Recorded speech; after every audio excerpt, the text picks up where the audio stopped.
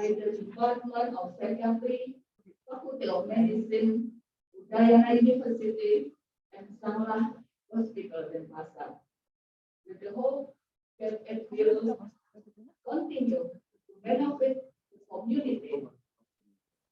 We created this system with the aim to introducing the other perspective towards fields of psychiatry, as well as replacing our colleagues in dealing with mental health problems in daily practice. Also to remind that psychiatry and psychology can be collaborated. Well, even though the preparation time is quite short, it does not reduce our effort to provide a memorable event for all invitees and participants. Total of participants and attendees today are 200 people. This is a price down after more than 2 years we provide only online seminars and lectures. This event theme is how emotional intelligence can help to cope with your work demands. It consists of seminars and workshops from today until Wednesday. We hope that the participants can gain a lot of new understanding about coping mechanisms and how the process them to the future. It can be easier for us to carry out our daily activities. All for me, just there is reference or any mistake in the preparation and event at the sure unintentional.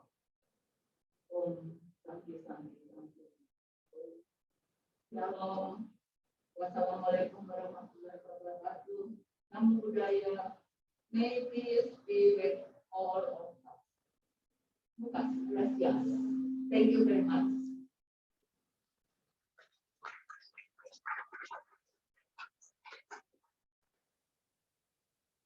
Thank you very much. The list of people who are on psychiatric consultant for your delightful speech. Before we continue to the next event, we would like to welcome the respectable Dr. Edgar from Yatnaya as Academic Consultant, and the first deputy dean, who today are representing the Dean of the Medical Faculty of Udayana University. The respectable Dr. Nikolai Ariani, Psychiatrist Consultant, as the head of scientific department, and Dr. Muhammad Ali Ariani, Psychiatric Consultant, as the head of psychiatric clinical. The next event is a speech from the Dean of Medical Faculty of Udayana University, who today will be presented by the first deputy dean, Dr. Edgar. We will also be opening the event for today. Please welcome Dr. Edgar from Yatnaya as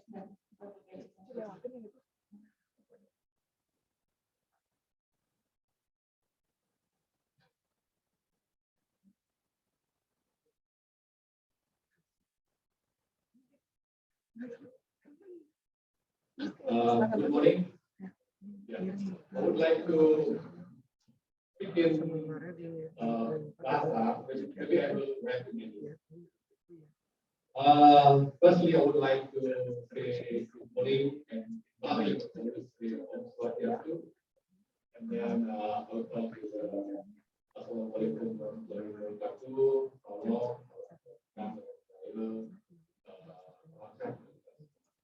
Sorry, I wasn't talking last time. Our honorable professor from Valencia, Spain, Professor Edgar, Esteve.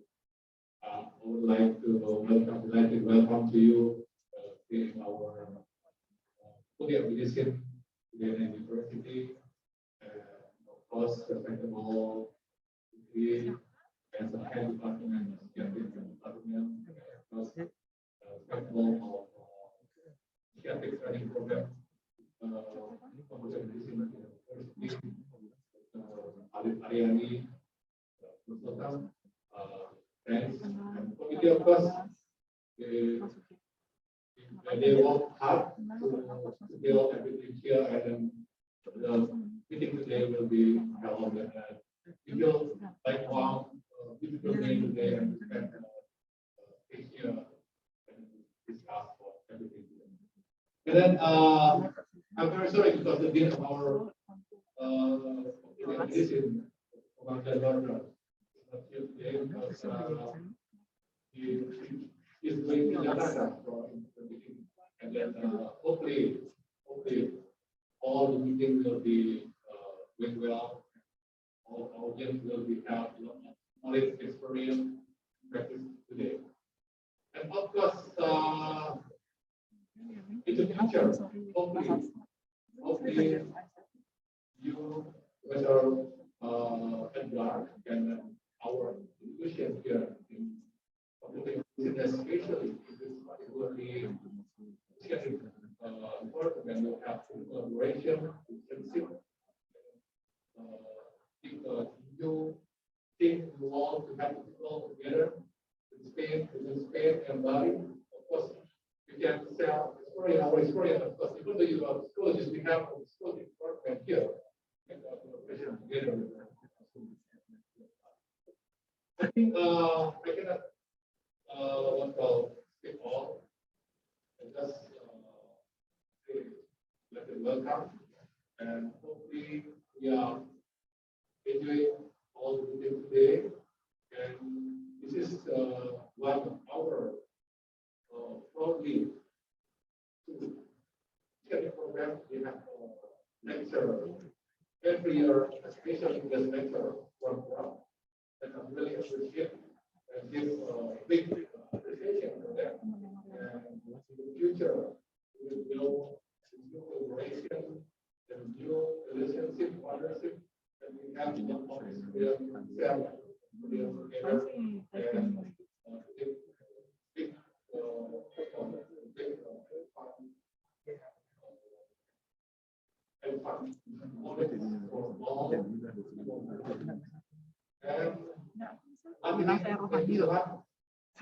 and I just think sorry if there is some of our activity not good for you and all the people here. In the future, we will have relationship. Thanks. And I just finished with Parasati of Santi. This is like closing the ceremony. And of course, Assalamualaikum, salam budaya, dan tadi saya diminta untuk membuka acara ini, dan officially I would like to say the meeting today with the topic how professional intelligence can help you solve with your work demands officially over.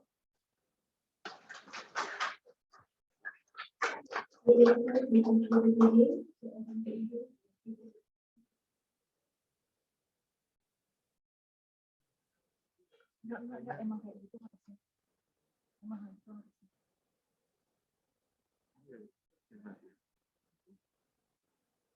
Enggak, semua chat begitu aja. Mik. Ini gua post dulu ya. Matiin proyektor ya. Bukan, itu di sini. Hitam.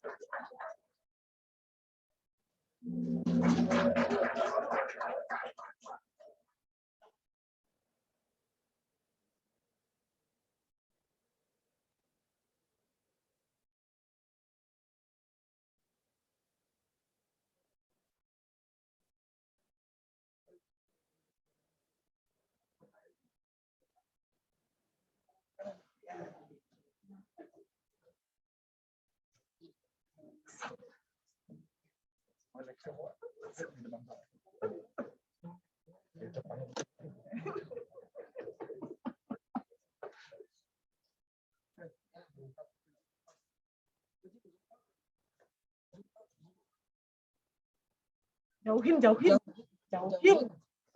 Zoom tuh dia dengernya zoom.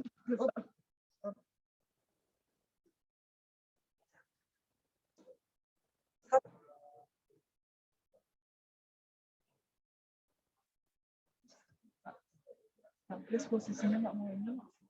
Tuh jasnya.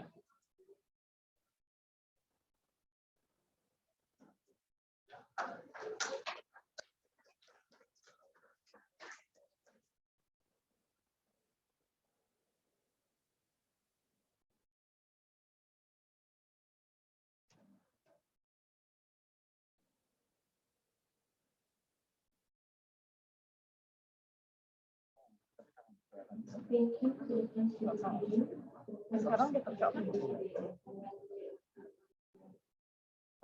dulu.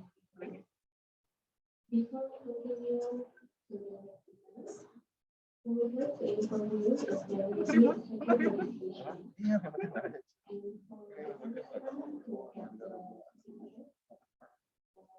second registration. Next, we arrive at the main event, namely the presentation of guest lecture material. First, we would like to introduce the moderator for this session, Dr. Joko Bagus Jaya Asmana,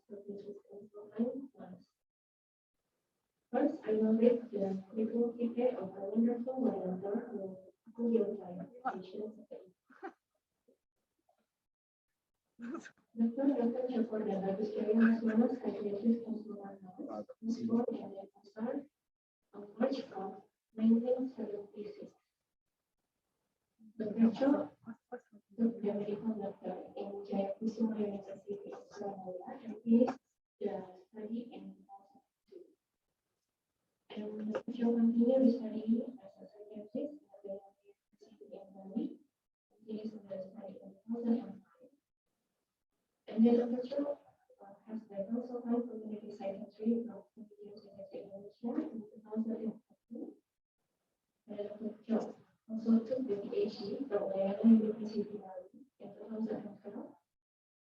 And the last one, Dr. Joko has the Minister Hospital Administration from Indonesia University in Jakarta and finished his study in 2008.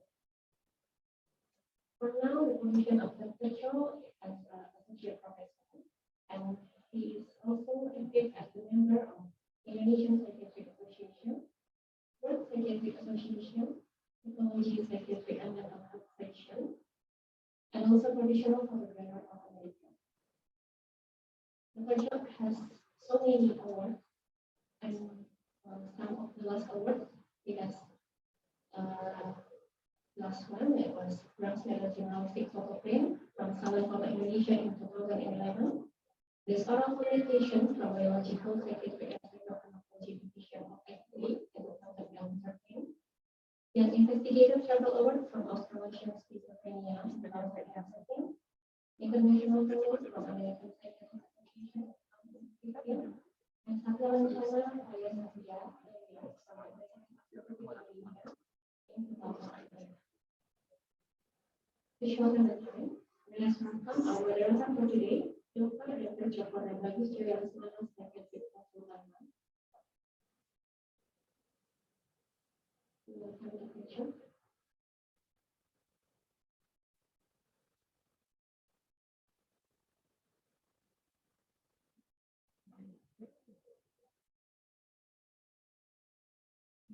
Gimana sih?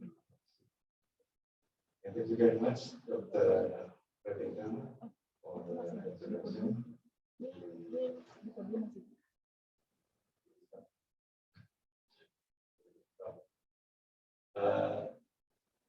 First, good morning to the Head of Department of Psychiatry, Putri Aryani, the Head of Psychiatry Study Program, and also for all the audience this morning, psychiatric residents, and also psychology study, and for our distinguished speaker, Professor Edgar, Esteve, from Spain. Before we start, we would like also to present the curriculum vitae from Professor Edgar.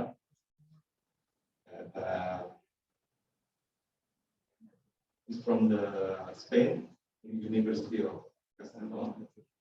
Most of his work on emotional intelligence that we will learn also today how emotion are important.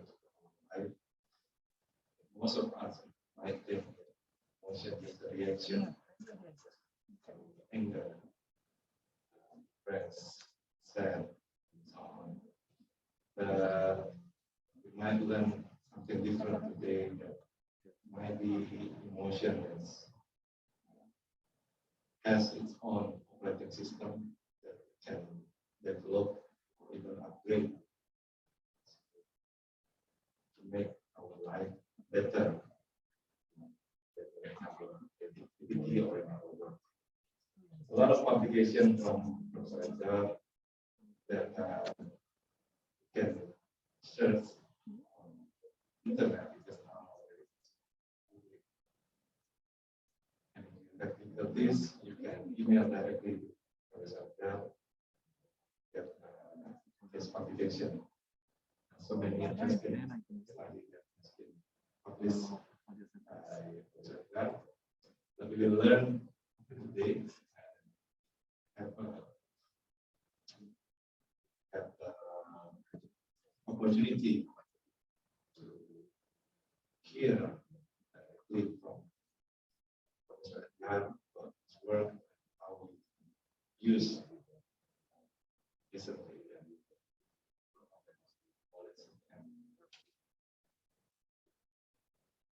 so without further notice, we would like to welcome Professor Edgar.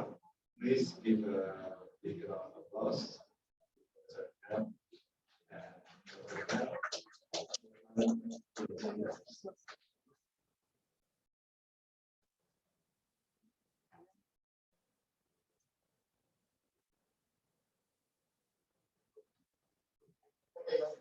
So, thank you very much. I am not going to be here because I moved a lot.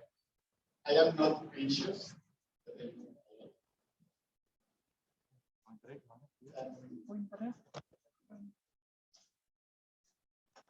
First of all, really I want to say thank you, not only one person, all of you to be here. For me, it's a very important moment. After 2 years trying to teach, trying to speak with people, and trying to interact directly, now we are getting used to use masks. And for one guy like me from Spain who is technically specialist in emotions, it's very difficult to see only half of your faces. So this is an important moment for me, and it's also a difficult moment because I have to speak in another language, not my language, and we have very different cultural. So first of all, I would like to ask you about what is your expectation about my talk. Expectation is an interesting one. What is your expectation? What do you expect? Yeah, it's a nice question in representation of the audience. What is your expectation?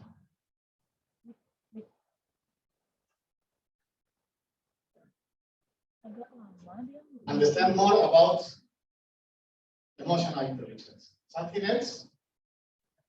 Understand more?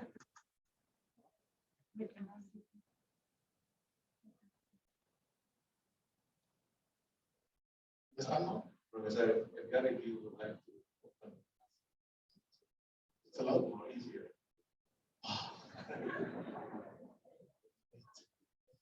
So you want to understand more about emotional intelligence, okay? Maybe also how to use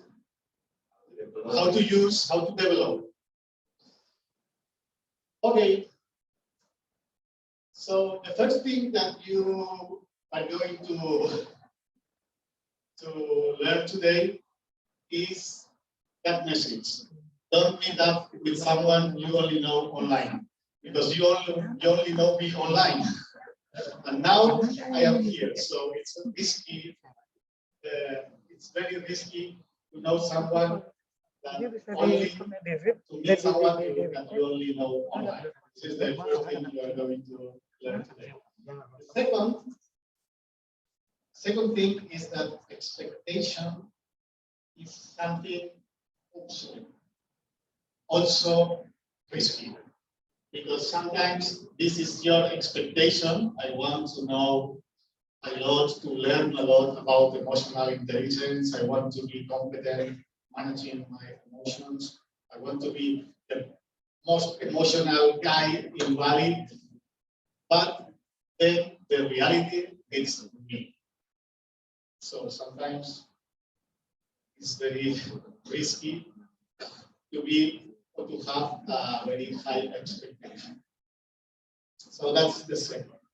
And the third thing you are going to learn is my story. I'm going to share with you my story, and I guess you are going to learn by my story. First of all, I want you to think about, just to think about those two questions. Why did you decide to study or to become a psychiatrist? And do you think that it was a good choice? Maybe you had many options during your childhood.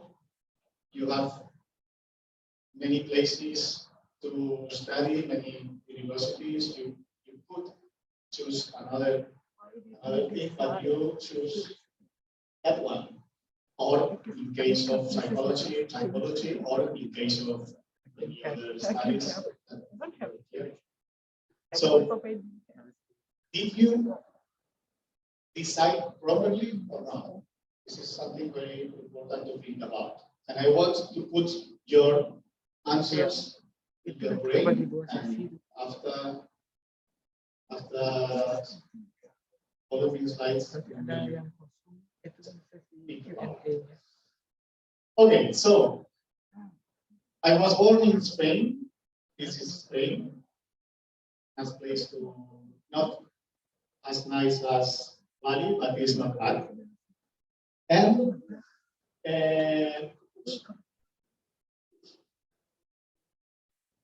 in this part of Spain is where I live.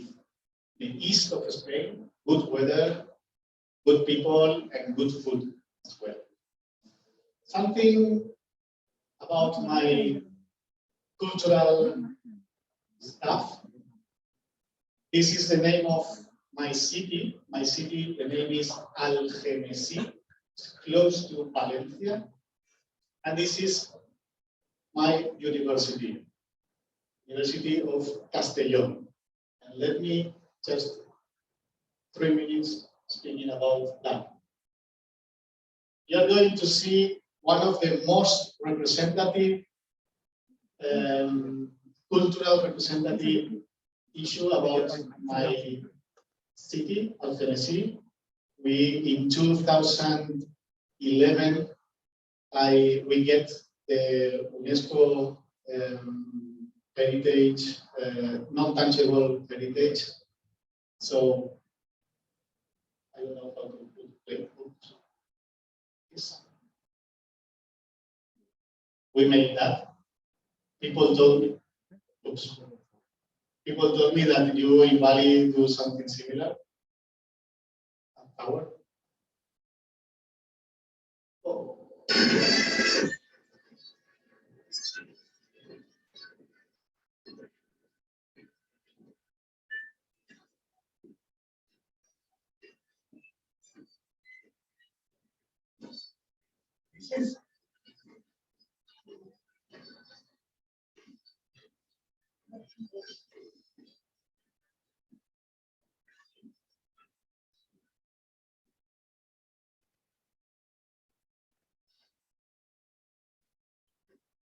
Time, the dog, you will see something like this.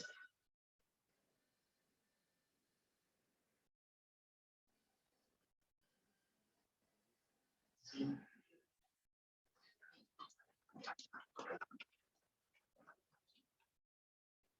That is a symbol of our culture because there are many people here, and then the youngest person in the dog. So the future is in the dog, and all the people is just making it possible. Everyone is needed. So this is the symbol of our culture. We work together, and the dog is always our future. And the second aspect, as you see, this is the church, and the same place where we built those towers is the place where we built also that.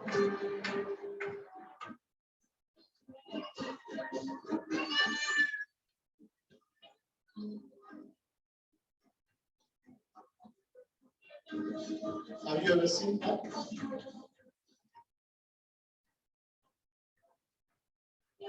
That is another symbol of my culture.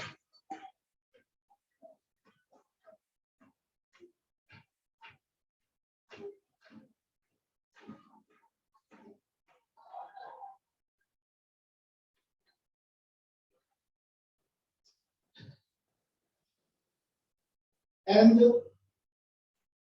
biodiversity. Oops.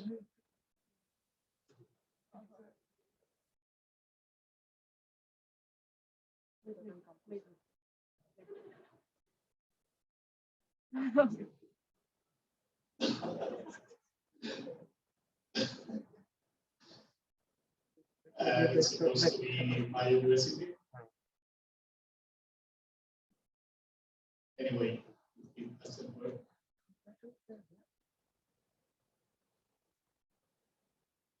Now. Universidad Jacaranda, UK, is the public university in the north of the Valencia community, a region on the European Mediterranean coast, located between the cities of Valencia, Barcelona, and Madrid. Established in 1991, Universitat Jaume has positioned itself as a friendly university, characterized by its personal attention, smooth learning management procedures, and the high levels of participation of its members in university life. Universitat Jaume has a very humane and attractive design and offers individual attention and an integrated campus to its 15,000 students. The UP is proud of its modern, functional, sustainable facilities, both for teaching and for research, and above all, for the cultural events and sports. The close relationship between lecturers and students at Universitat Jaume enables lecturers to reach a level of educational excellence. Its educational model highlights lifelong learning, work placements, entrepreneurship, integral education, and active participation in social progress, all of it based on peaceful, equitable, supportive relationships and respect for the environment. Universitat Jaume is also distinctive for the international outlook of its activities, a result of the need to open up to the world, characteristic of young European universities and of the socio-economic needs of the European region, which is a major tourist destination and a significant source of overseas tourists. In this regard, Universitat Jaume is strongly committed to teaching in English, language learning, and international double degrees. The UP is made up of 5 centres: the Faculty of Humanities and Social Sciences, the Faculty of Law and Economics, the School of Technology and Experimental Sciences, the Faculty of Health Sciences, and the Doctoral School. Through these centres, the UP offers a wide and varied range of official undergraduate, master's degrees, and doctoral degrees, as well as a catalogue of complementary UP-specific degrees. Founded when the Information Society was fully immersed in the process of consolidation, the development of Universitat Jaume has been marked by the advances in information and communication technologies, ICT. Okay, it's enough. Did you like it? Yes. Okay. So now began to the talk. Why I decided to study psychology, and do I think that it was a good choice? I made those questions when I finished my degree. And I realized that probably I wasn't in the proper place, because I wanted to be teacher, I wanted to be something relevant, to discover something. That's the reason why I studied hard. But I had the feeling that I were not in the proper place. But in 2009, I went to Yale University, and I found my element. I found my element with Peter Salovey in Yale University. I've been 1 year working with Peter Salovey, and I discovered that probably that was. In fact, I really think that my life has meaning because I can give to the companies, to people, I can train people to enhance their competencies, to perceive properly and manage their emotions. So that's the reason why from 2009 till today, I'm working very hard, trying to give something to the society, share something with the society in order to enhance the competencies of people for or managing emotions. And this is what that is what I am going to do, trying to do today with you. First of all, emotional intelligence. 2 words, emotion and intelligence.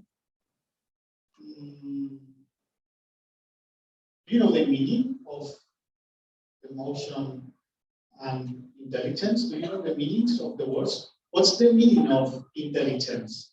Imagine if I was a child, 10 years old, how did you explain to a child what is intelligence? Intelligence is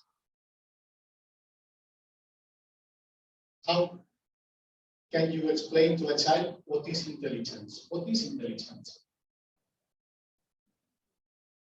Intelligence is what is. What do you think? One word. One word.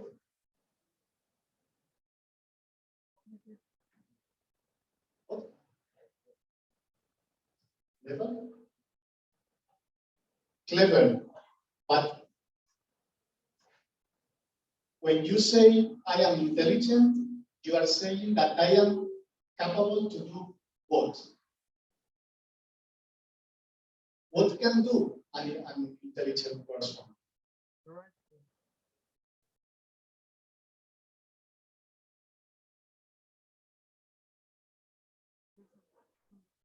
Capable to understand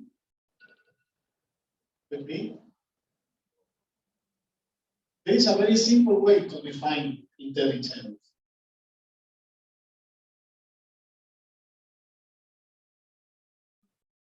An intelligent person is someone who can solve problems.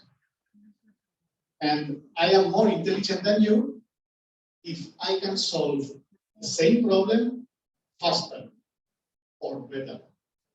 For instance, imagine that in this place there's a fire. It's burning. Everything is burning. The most intelligent person is the person who is capable to going out without big effort and without any I don't know the word, any damage. So the less damage you take and the less effort you need, the more intelligent you are. That is being intelligent. So we already know the meaning of intelligence. Now we need to know the meaning of emotion.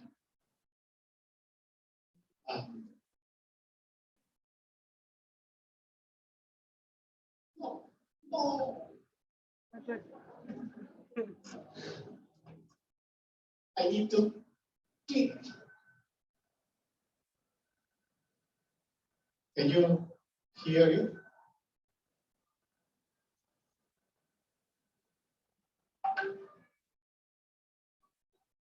I think everyone know.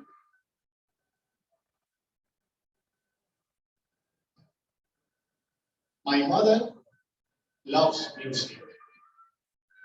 And I remember maybe 4 or 5 years ago, I was sleeping. You know, Spanish people, after a good lunch, we love to sleep. So I was sleeping and I wake up suddenly with my heart very, very activated, sweating and anxious. And I didn't know why I woke up like this. And I noticed that my mother was in another room listening that music. And I remember that the previous week or 2 weeks after that, I watched that film. I don't know if you know that film, but the problem was that I associate that film with the music. And that's the reason why I woke up anxious.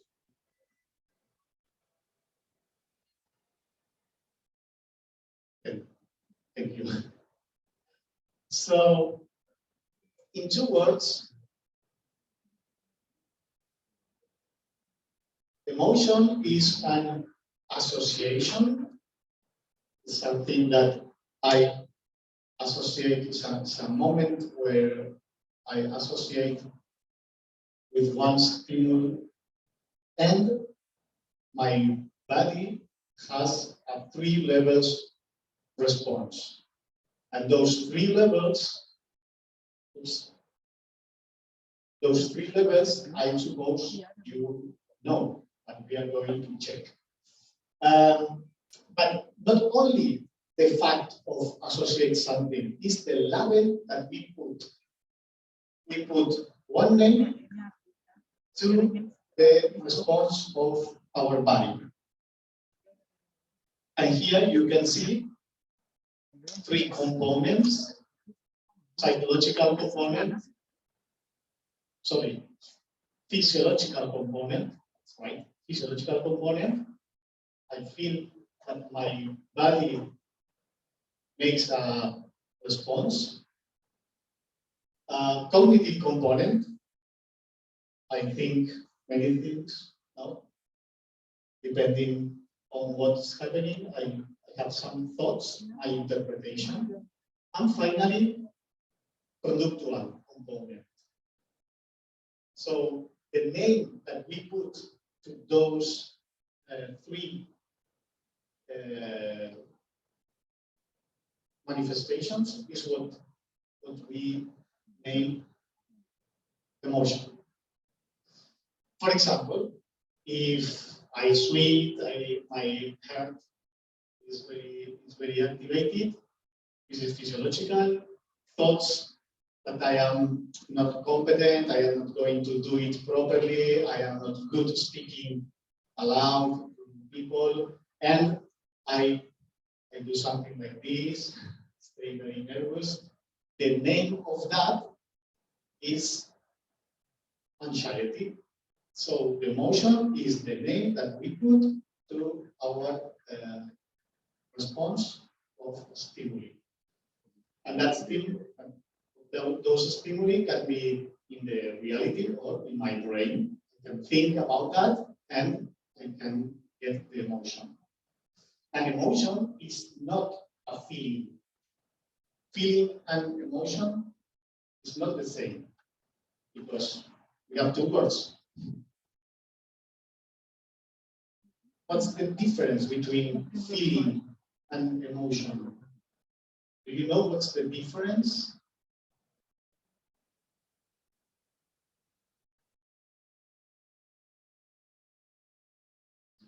There are one level interesting to speak about that. Love. Have you ever been in love? Yes. So you can feel, you can be in love of someone, but there is another way of love. It's that experience that you have when you see someone for the first time and you feel something like boom in your heart. So the emotion is the boom. And the feeling in general after 2 years being with someone, sharing experiences, sharing your life, that is being in love in the general way. So the feeling is something that you feel after some experience. But emotion is that moment.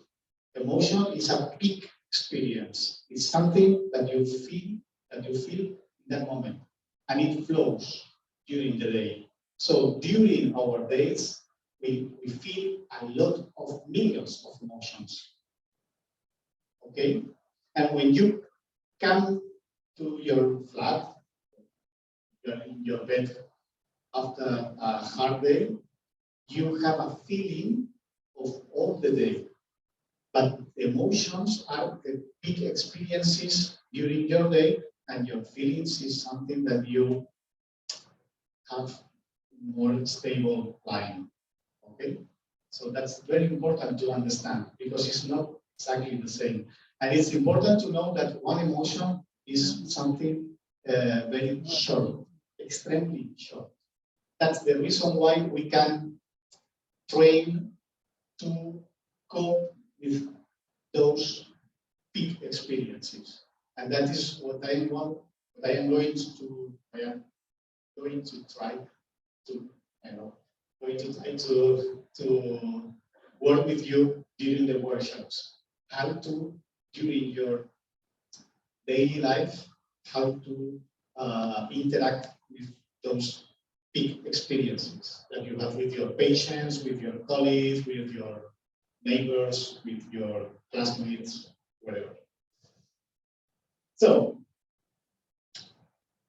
emotional intelligence, the origin. We have seen before this talk, we have seen some videos, very interesting videos, speaking about that. And basically, for me, from my point of view, the origin of emotional intelligence is here. This is the Howard Gardner's model.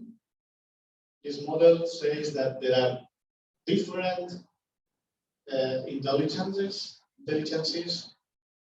and some of them are interesting, like logical is good.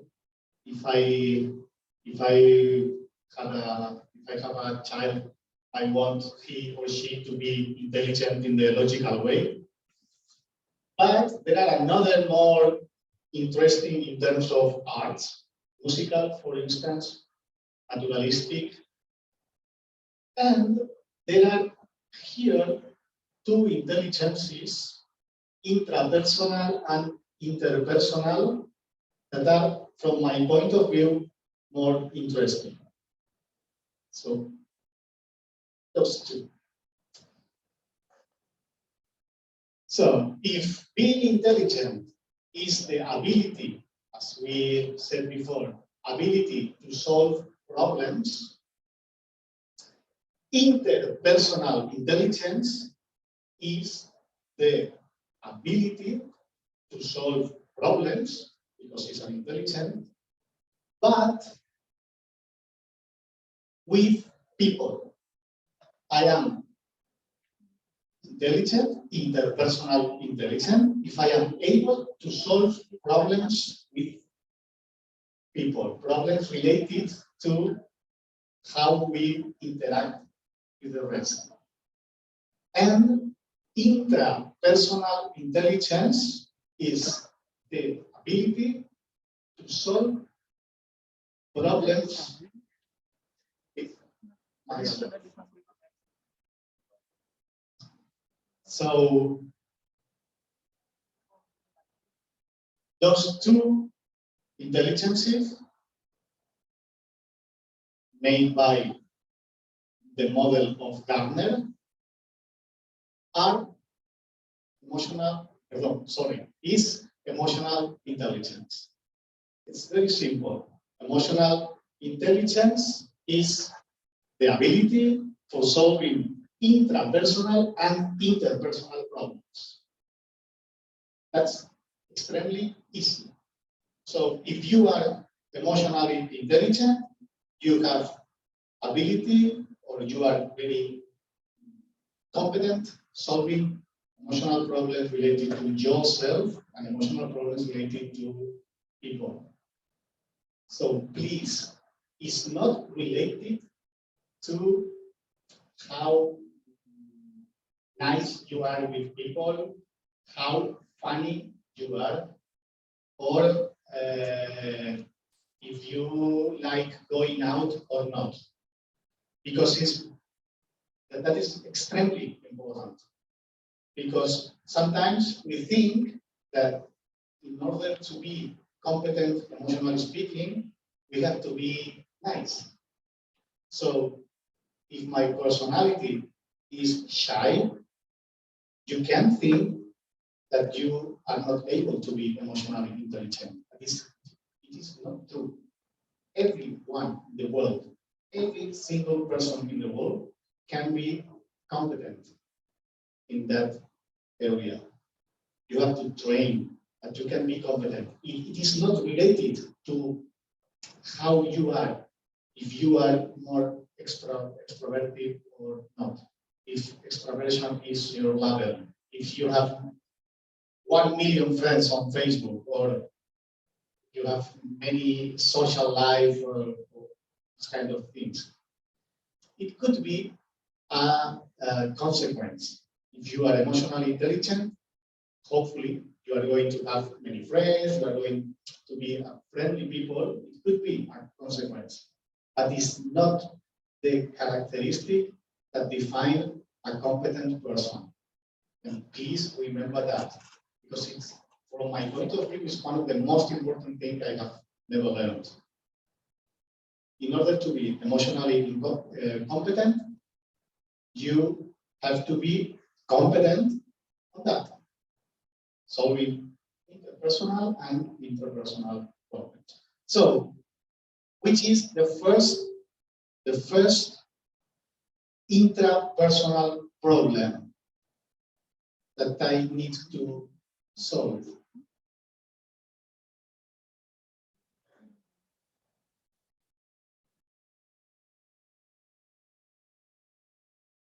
This is the first interpersonal problem. And this is the basis of emotional intelligence. You need to know how are you.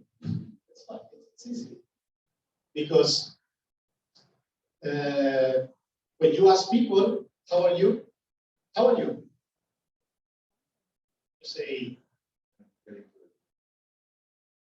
this is the usual answer. How are you? Fine. How are you? Good. It has no emotional information. So we are used to say, I am okay, but you are not okay. And you don't take time to think about how are you. And that is the first step. If you want to be competent, you need to know every single minute, how are you? Before doing something, before coming to the stage, before beginning with a patient, before making an exam, you have to think how I feel. So we need a system to know how we feel and put a label. We need to know exactly where we are in every single moment. The more competent you are knowing how are you, the more emotionally intelligent you are. Because, it's here. So we intrapersonal problem, and the first problem is knowing in every single moment, knowing how I am. So we need a system to know exactly the place where our feelings and our moods, our emotions, our I don't care the level are. So you need to be connected with your emotion during the day and realize when it changes, because it's very important, especially for you, because you are going to work or you are already working with people. You need to be connected with your emotions to know what phase is your patient watching. It's extremely important to realize that you are 24 hours showing emotions to the rest of the people, and you need to know that the emotion the face that you are putting to your audience is the proper face. That is extremely important in terms of working. So basically, that is as I told you, the first ability. And here you can see the three main abilities that we need to be competent emotionally speaking. Perceive properly my emotions, your emotions, and the emotions of the people you interact with. The first one. The second, understand how emotions relate one to each other and how basic emotions make complicated, complex emotions. For example, contempt. Contempt is a very complex emotion. It's not like fear, that is basic emotion. So you need to know how emotions are built, how complex emotions are built. But before that, you need to perceive properly. And finally, you need to know how to manage your emotions. But this is a process. You cannot manage anything that you are not able to perceive. It's impossible to manage a problem that you did not identify, right? So the first step and the most important step is perceiving properly. This is the clue. I have millions of data for employees that, not millions, maybe almost a million data for employees that prove that we have less competencies perceiving than managing emotions. We know how to manage our emotions. The problem is that we don't see when and how. That's the problem. If you don't feel that you are angry, you cannot manage because you don't realize that you are angry. Okay? So this is something very important. I would like you to remember the first thing. Emotional intelligence is the ability to solve intrapersonal and interpersonal problems, and it's an ability we can train. And the most important one is perceiving properly emotions. And if you want to perceive properly emotions, you have to see people. If you don't see anyone, it's difficult to manage emotions. Sometimes when I go, not here, maybe here it's not exactly the same, but in my country, sometimes I go to take a coffee, and I order a coffee, and the waiter don't look at me at all. He do the work, give me the coffee, I give the money, and I said, okay, I am here. Okay. People have no time to see, to watch the rest. And this is a big mistake of humanity. We have many things to do. We are like a machine doing things without taking proper time to see the faces. Now it's more difficult because of the mask, but we don't take enough time to see our colleagues, our patients, our students, our family, classmates. So it's very important to see, because if I want to solve emotional problems, I need to watch. And before stopping, let's test your ability. I don't know if you have pencil and paper, almost everyone. So you are going to write 7 words. 7. If you want to make the test, you can see in 5 minutes, you will know your ability to perceive emotions. I am going to put in the screen 7 faces.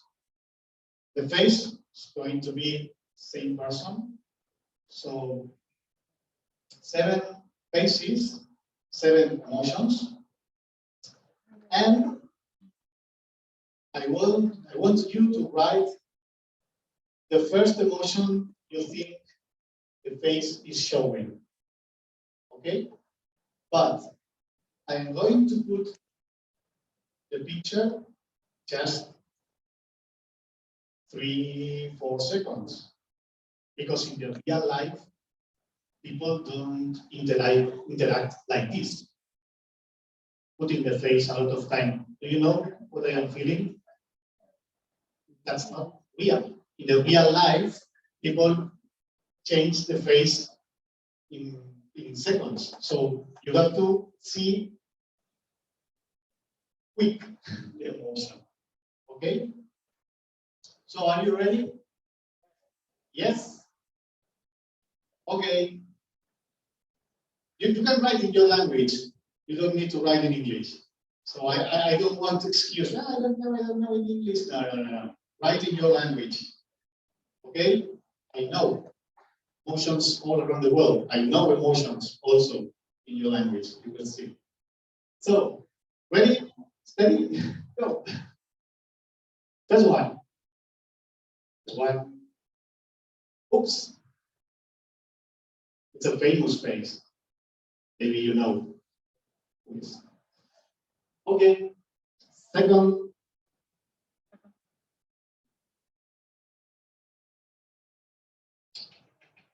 Be careful. The third. Number 3 is this one. Number 4.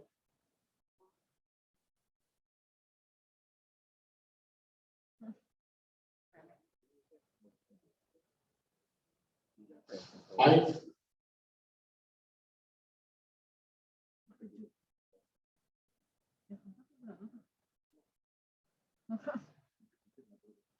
Six. Bengong.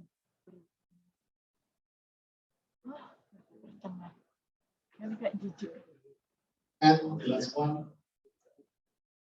Jijik nggak? Okay.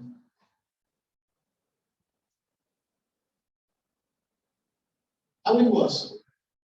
It was okay? How many of you think that you perform well 7?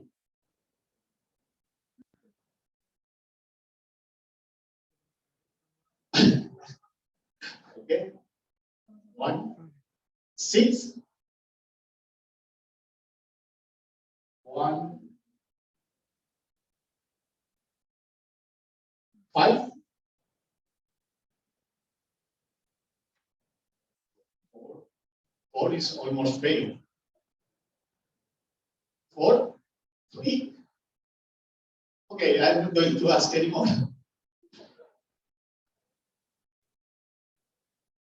What? No. You are going to pass the exam, don't worry. Okay, let's see. I am sure that you get good results. You will see. Okay, the first one. How many of you put angel or something similar or Amara? Good. Wow. Second? Any level for the second? You can say aloud. Fear. Takut. You should Takut. say takut. Fear. Good. Salahin, Posisi. salahin. What about the third?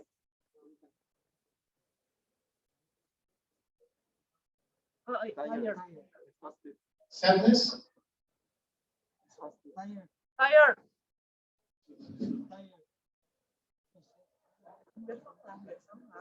Kesedihan.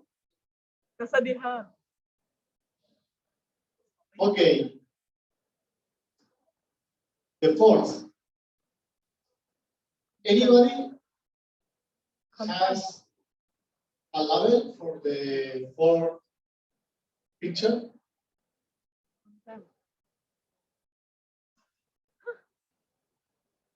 Do you remember the face?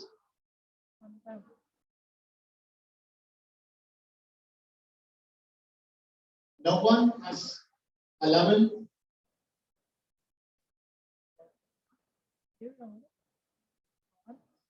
Okay.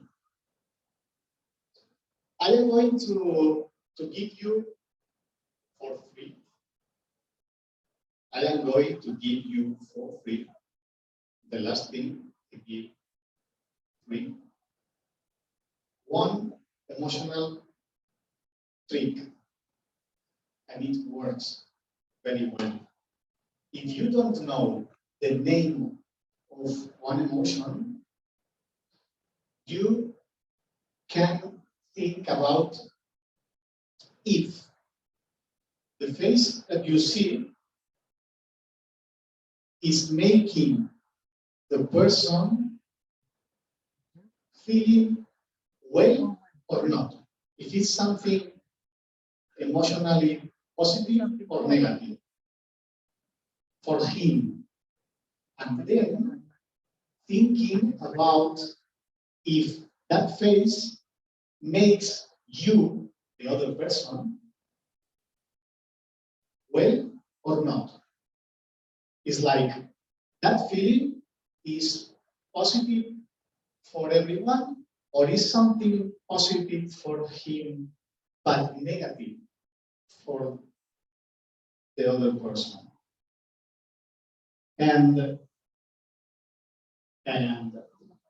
content penginan, it's something, if you see that, you see probably that face, you see one emotion that makes to him feeling well, because it's something mixed, it's a proud and anger mixed. It's like, I am above you, but makes you to feel not very well, because those sizes makes you to feel in the following step. So that's a way to know how people, or what people is feeling, is thinking about what you feel is good for you or not. How do you feel? And it makes me to feel good or not. So it can give you clues to know the feeling. Anyone here write something similar to content? Yes? Good. Penghinaan. Penghinaan. I'm trying to. Okay. 5, surprise. Kejutan. Kejutan. 6, disgust. Why disgust? When is the disgust? The disgust is here, in the nose. Why? Because usually humans feel disgusting things that smell not nice. So disgust is always, you can see, always here. And the last one, kebahagiaan, happiness. So it's a good way to. Is the time already? It's a good way to stop for a moment with happiness. That's the reason why I put the last one, happiness, because it's important to finish with happy feelings. And please remember a couple of things. First one, people positive, people happy, people social, and so on, is not necessarily emotionally intelligent. Everyone can be emotionally intelligent if they or you take the time to see properly how the persons who are with you are feeling and how do you feel.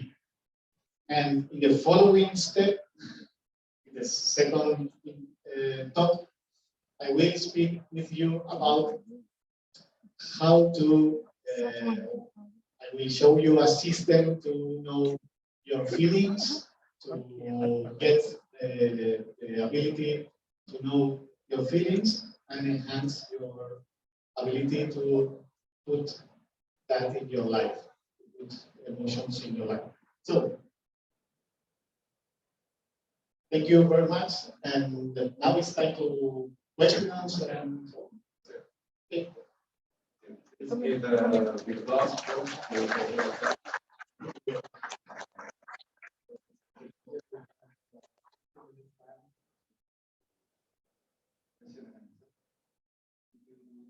From the audience, have any question? Directly ask. You can ask in English or in Asia.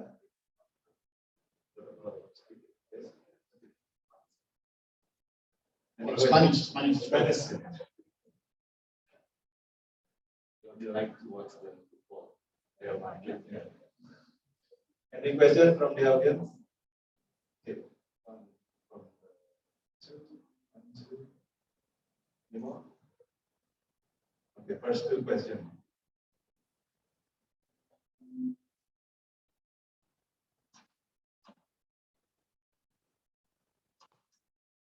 Please introduce yourself and give the question. Raise your hand one more time so the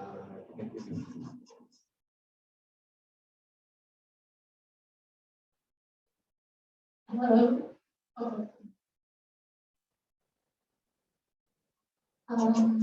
Hi, everyone.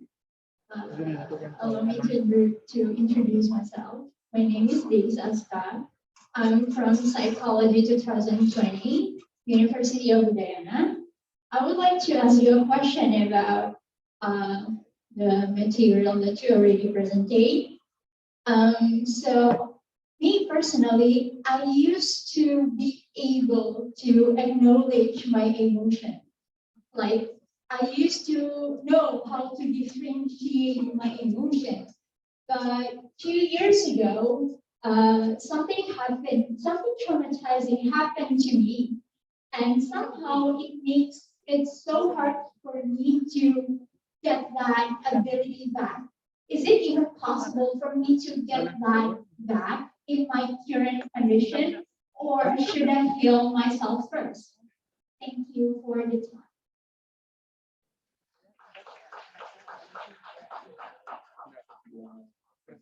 Pertanyaan dari minggu lalu.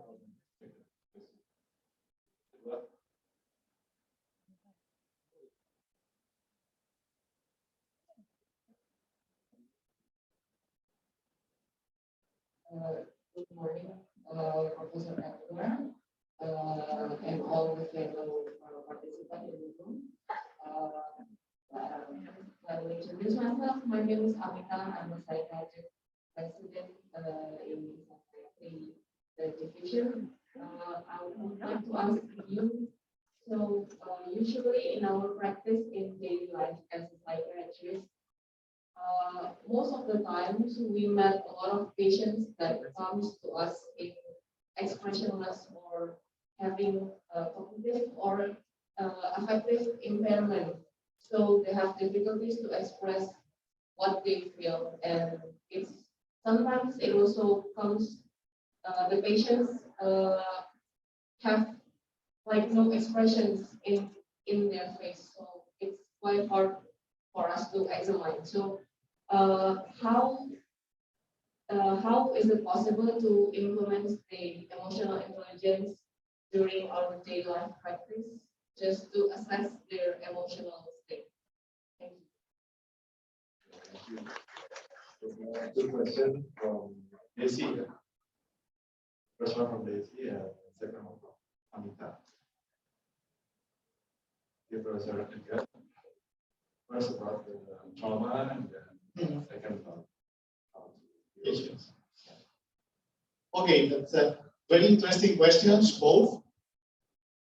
I am going to give just my opinion. I mean, there is no book for, maybe it exists, but don't buy it because it's not true. There is no, it's not possible to have a book with solutions and problems. If something happened, I have to do that. If something happened, I have to do that. I am going to give, first of all, something for both questions, and then I will proceed from each one. In general, for everyone, I would like to say that my vision, my proposal is not using emotional intelligence with patients to solve problems. My proposal is, I am a worker. In my case, I am a teacher, I am a professor. I teach every day. So from 0 to 10, 10 is the best professor in the world, 0 is the worst professor in the world. Probably I am in the middle. So my better competence is related to the ability that I have to manage my emotions. I mean, if I come here regulating properly my emotions, I can do my best. If you go to work without managing your emotions, you are not going to do your best. It doesn't matter your goal, if you are working in one area or in another. The best competence, the best cognitive competence is related to the ability that you have to manage your emotions. So, regarding to the first question about traumatic situation, I think that's life. In general, we have experience, we have good experience and bad experience. Properly, in your case, is related to open or being emotional and it hurt you. But in general, when we feel connected to ourselves, I am not speaking about how you express with others or how you interact with others. The first step is being connected to yourself. When you feel confident with your feeling, you can manage your feeling. So the more connection you get with yourself, the more connection you get with your feeling. It doesn't matter if the feeling is in the positive or in the negative way. The more connected you are with your feeling, the more competent you feel. So that could be the clue. First of all, getting the ability to be connected with yourself. with your emotion. And probably it is not going to make you to feel well, but you have to be connected with that. And after that, work with the emotion, trying to manage that bad feeling in order to increase. That is the only way to cope with that, because you cannot put the feelings in one pocket. The emotions does not disappear. So when you spoke before, you say something like, oh, I want to skip emotions because if I raise the emotions, if I deal with emotions, I don't feel well. No, you cannot do it. It's impossible. Technically, it's not possible to put emotions in your pocket. So it's better to work with them. First of all, inside of you, and then with the others. The problem is when sometimes without being well connected, we try to go to the others. Probably it will be the I don't know if it helped to you or not, but that's my way. And the second was related to patience. Mm-hmm. Yeah, in that case, I think it's better then to make them to help you. So it's like ask your patients, we are going to speak about that in the workshop, ask your patients to give you reports about feelings. So I remember some time ago, I've been speaking with Mark Brackett. He's one of the stars of emotional intelligence right now in the US. And Mark told me he's not very good. He's an expert on emotional intelligence, but he's not very good on that, perceiving and managing emotions. And he told me, sometimes in my classroom, I ask my students to show me papers saying how they feel in colors, red, green, blue. So it can be useful if your patients in that moment you are working with them have difficulties to show how they feel and you need that information. So please them to write during their days the feelings, and then you can understand them better if they give. It's the same that people do in medical processes. In my case, when I go to the doctor asks me how your levels of cholesterol or sugar or whatever, and I give reports. Oh, I feel something. Last Sunday, I have a problem with my sugar, so that's a clue that helps you to understand better, and it makes it's an open door in order to be more connected with their emotion. So help them to do it. Writing is very important. People don't write nowadays. People just chat with WhatsApp or when I ask my students to write, they feel pain because they are not used to write. So please your patients to write. That's very important, writing.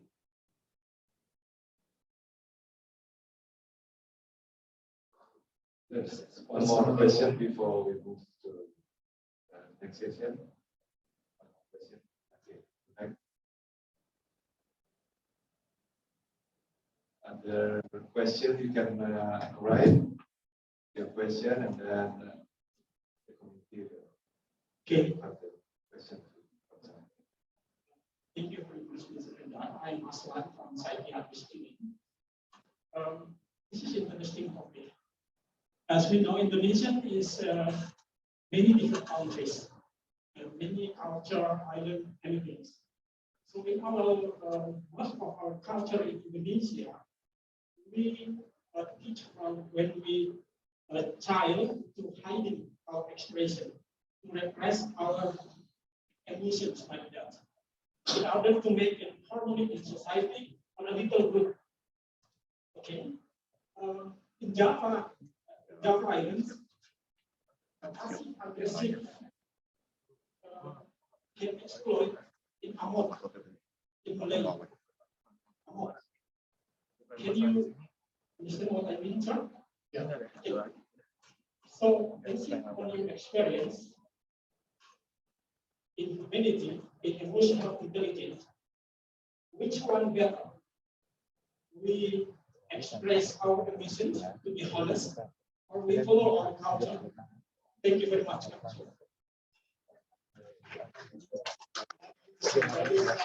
Very, very good.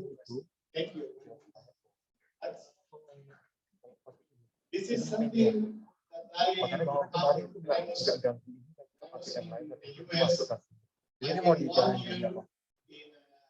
in Jauh America. sebenarnya kalau sama. Jelas seperti nggak tahu. And I lived with a Chinese family, and it was extremely interesting for me because the man, he was there in Yale, extremely intelligent, doctor, good researcher, and he traveled around the world.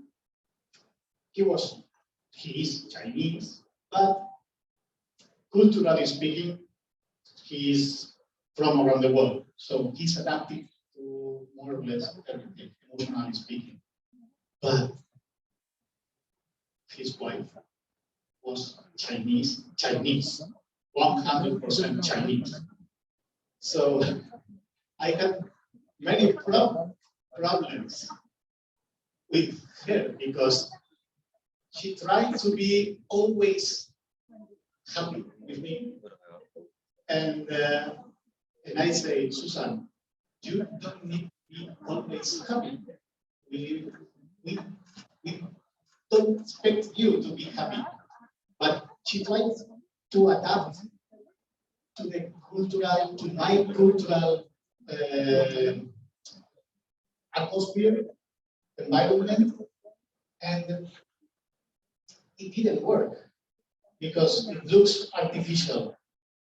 So your question is very good because it happens not only in Indonesia, it happens around the world.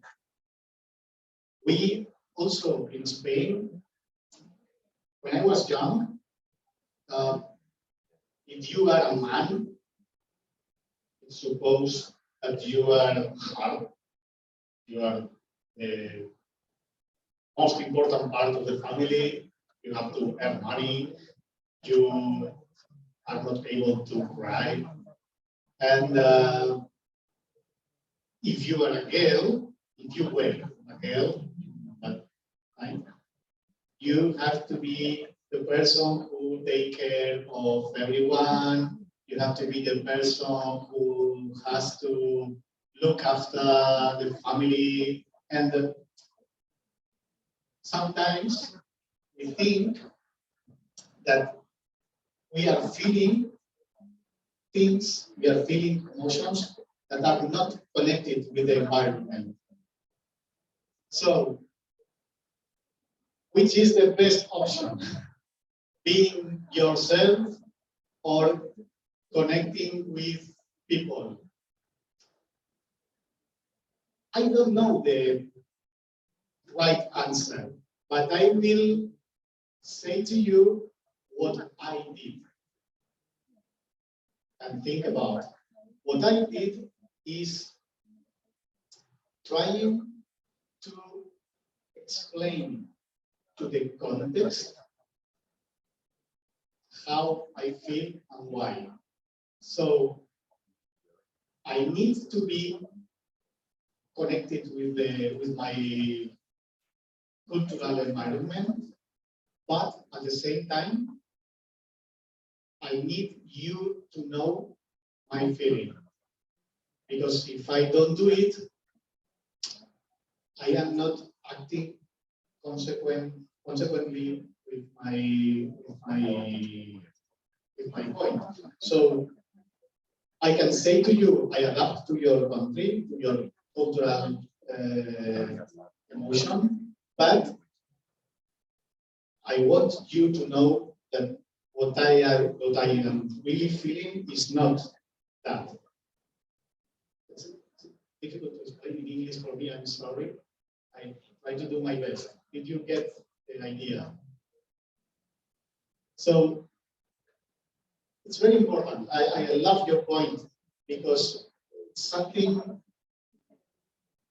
I had many discussions with colleagues around the world about that, about the importance of cultural environment with emotions. In fact, also the language, the words we use are related to the cultural environment. There are some environments where they have more words for the same emotions. It's a very interesting topic. So I always try to be connected with the people, connected with the content, but letting people know that I'm feeling is that, because that information is very important, especially in your topics, in your settings, psychology, psychiatry, psychology, education. That topic is very important to take care about that. So, thank you. Okay, thank you very much, Professor Edgar, for your explanation. We move to next session. The presentation of emotional intelligence can help to cope with so we have 45 minutes presentation from Professor Edgar, and then after that there will be a video presentation by already 15 minutes and presentation 10 minutes after that we have another session for question and answer. So for the audience who still have questions, you can keep your question until the last session, another session for questions. Okay, Professor Edgar, the time is yours for your next presentation.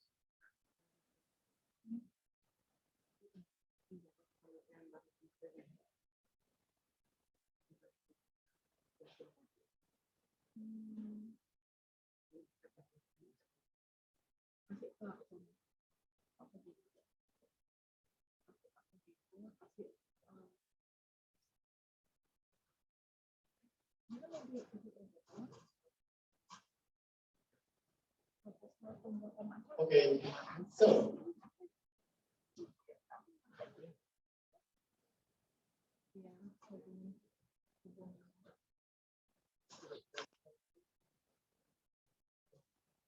this is something that people say to me usually.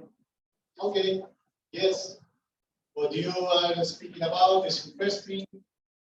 I like your point. I love your ideas, emotions, emotional intelligence is nice.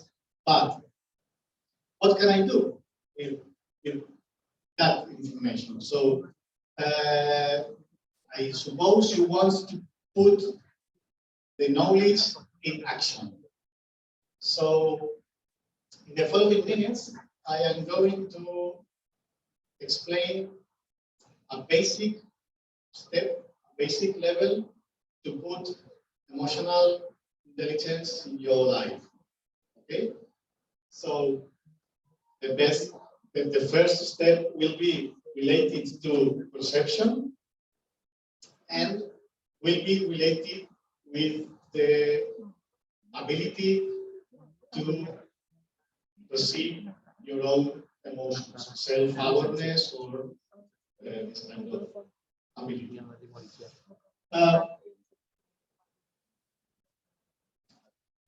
Let's imagine that you are going to be the patient in a surgery. You have a problem with your leg, like me, and you need to be, well, you need a surgery, and think about the doctor, this man. Do you think that his feelings are going to be related to the competence in the surgery. So do you think there is a relationship between how he feels and how good surgery is going to do or not? Or if he is good in his work, it doesn't matter the feeling. Do you think it's important how they feel? And do you prefer someone very happy or someone very sad making the surgery? If you can choose, happy or sad? Happy? How many of you want a happy doctor? Not many. Why the rest don't want a happy doctor? Happy doctor is nice. Happy doctor making your surgery? Or maybe no. Maybe if he's too happy but not too much would be the solution. No? But you don't want a sad doctor. If he's sad, probably he's not going to be very optimistic of your survival. So that's the clue. That's the point. The point is, where is the proper place for the best performer? This is the question. Which is the best emotion for being my best doctor, my best psychiatrist, my best psychologist? So I want to be the best performer in my work, and there's a connection between my emotion and my performance. So where is the proper place? This is the clue. This is what I would like you to look for from today.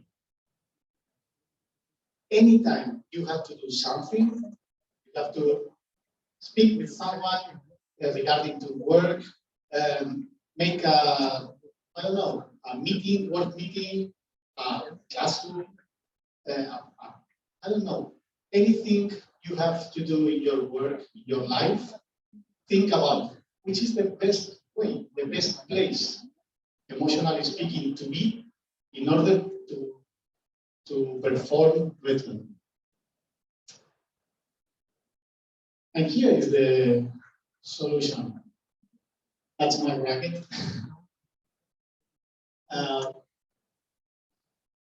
It's very simple, extremely simple. It's not easy, but it's simple. It's not the same. So it's simple, but not easy. See why I say simple? Because that's only two variables, energy and blessedness or well-being or something like that. And you have to estimate where is the best place. So now the question, where do you want to be your doctor? The doctor who is going to make your surgery, where has to be the best performer? That is energy, how much energy and how much pleasure. Here, you can say up or down, right or left. Let me left or right. Right, right, right, more, up, up, up, up, up, up, something like this. This area would be the best. Anyone, everybody think that's the best. Okay, and Another question, where I am the stimulus. So where I am, yellow, up or down? Up yellow, down yellow, up. Like over there, over there. Okay. So you told me more or less the doctor has to be there to be good, and I am over there. Great. I don't know how are you able to know it, because in order to locate me, to put me in one place, you need to know something that you don't know. And that is, where is the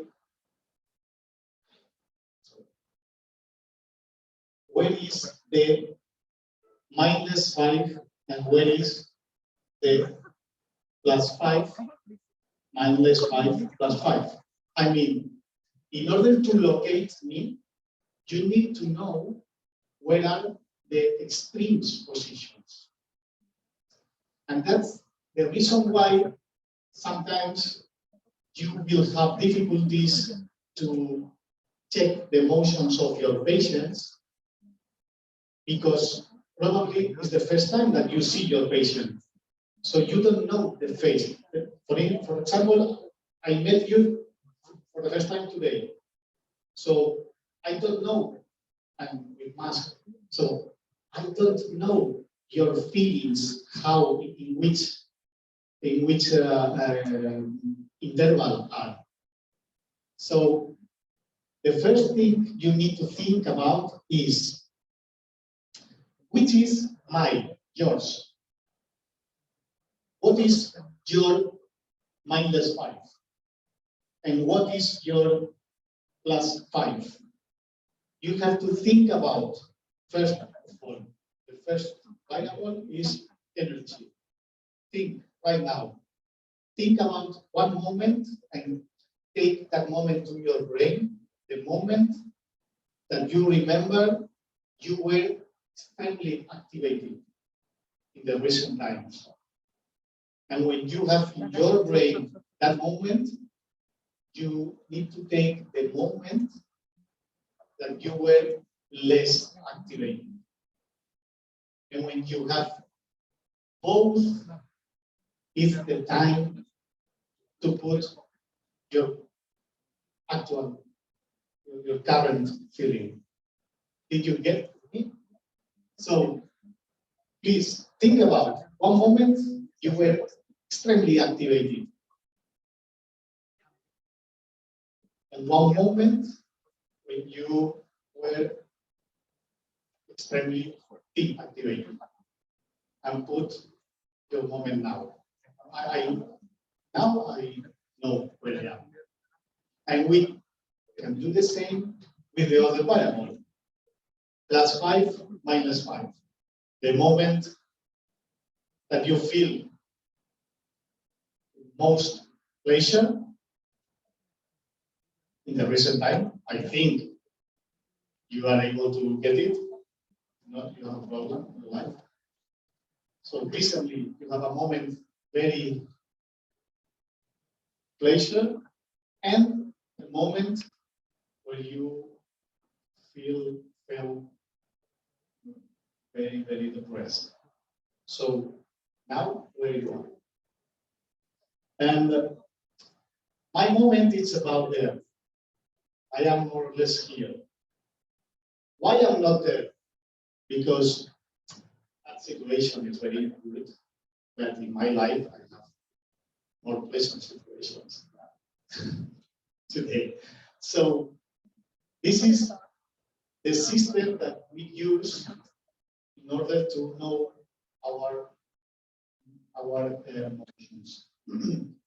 Behind of each point, there's a level.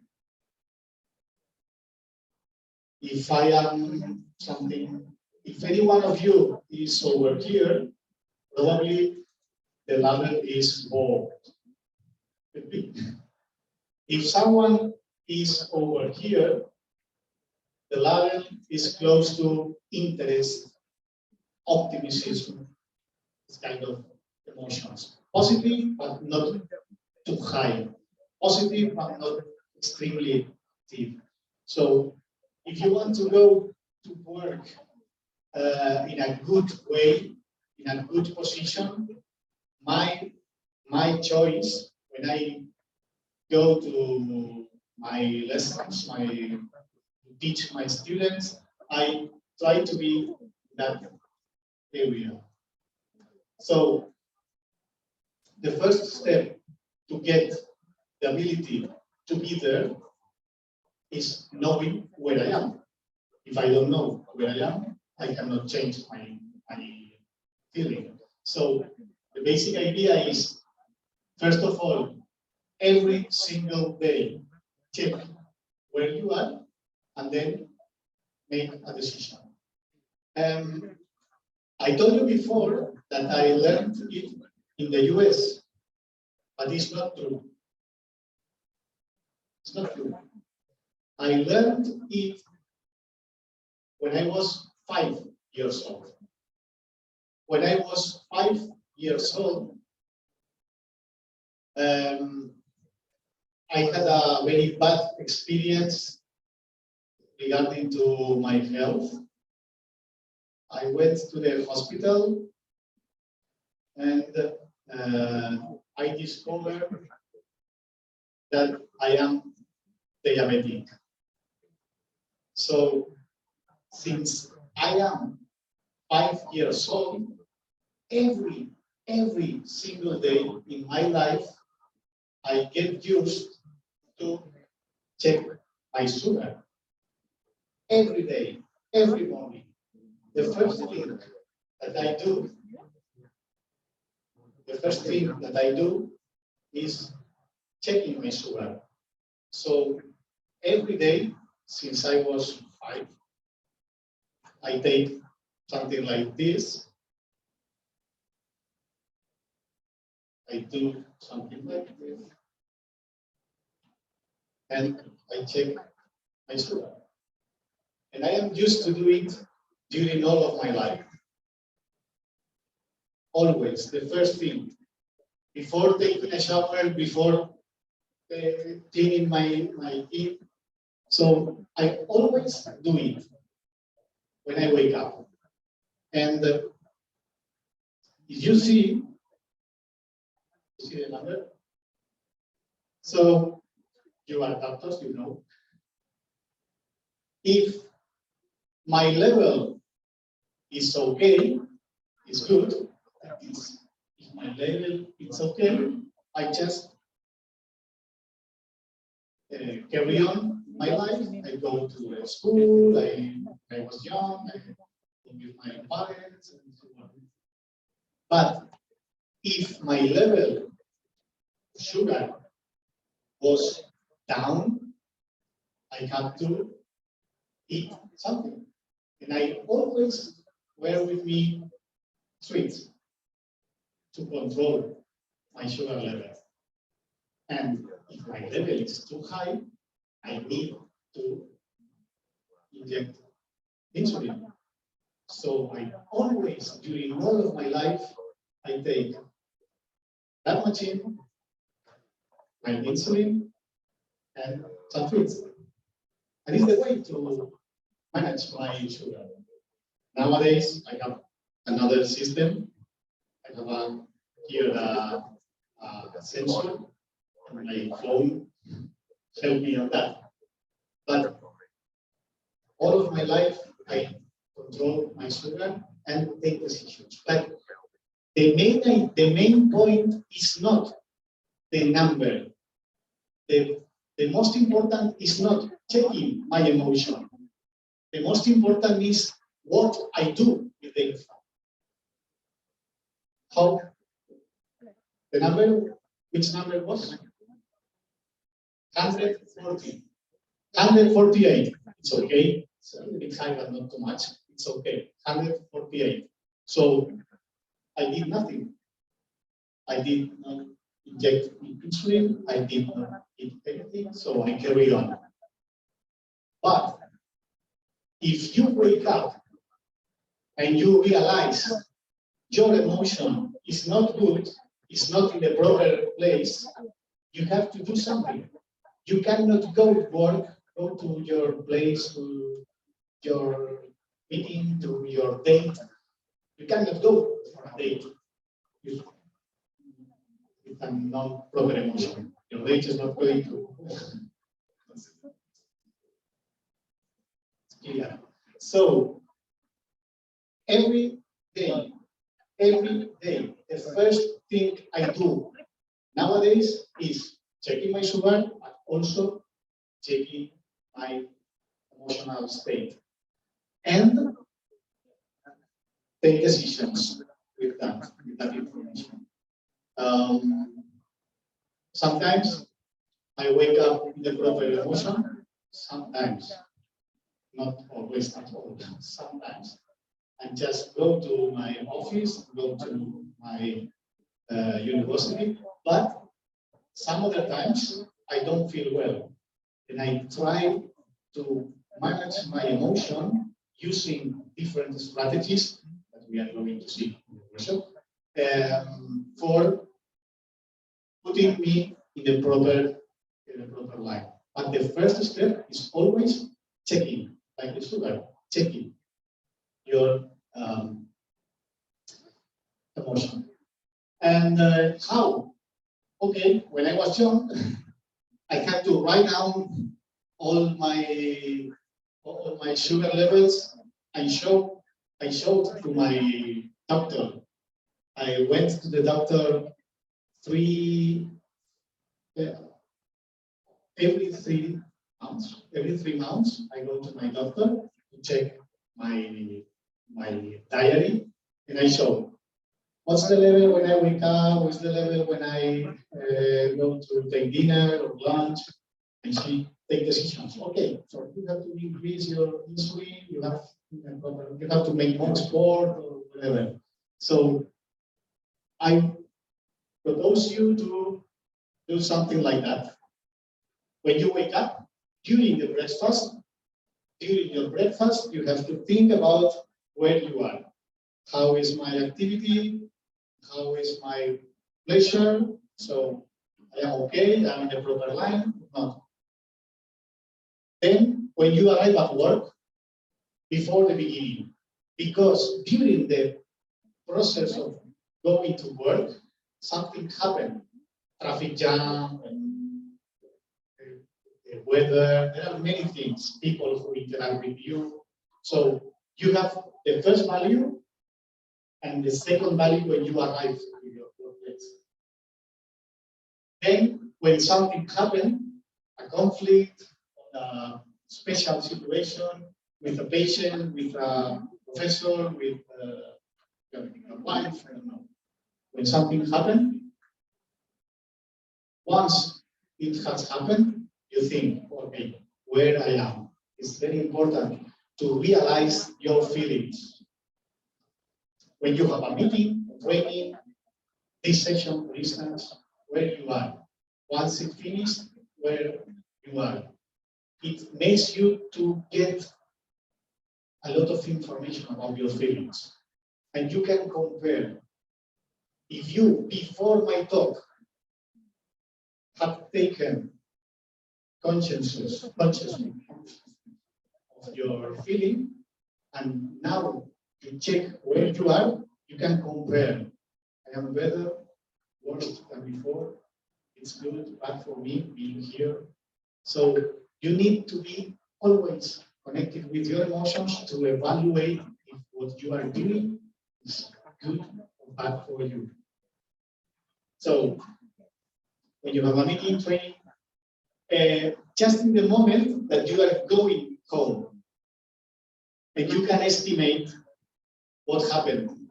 If your working day punish you or not, if your working day emotionally is putting on yourself weight or not.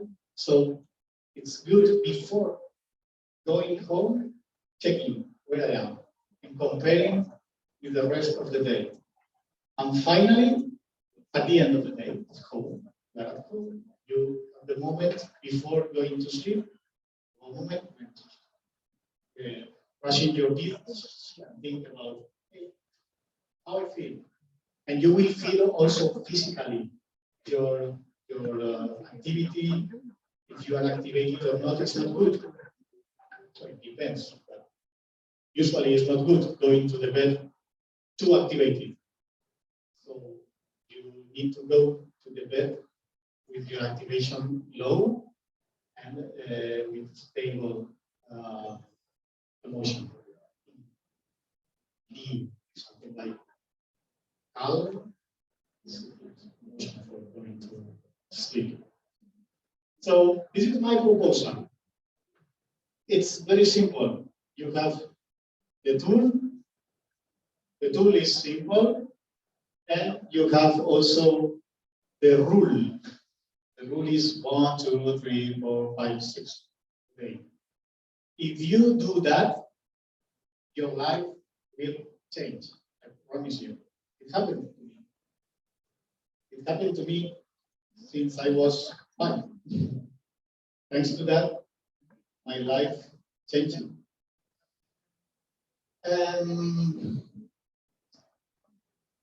Probably, if my talk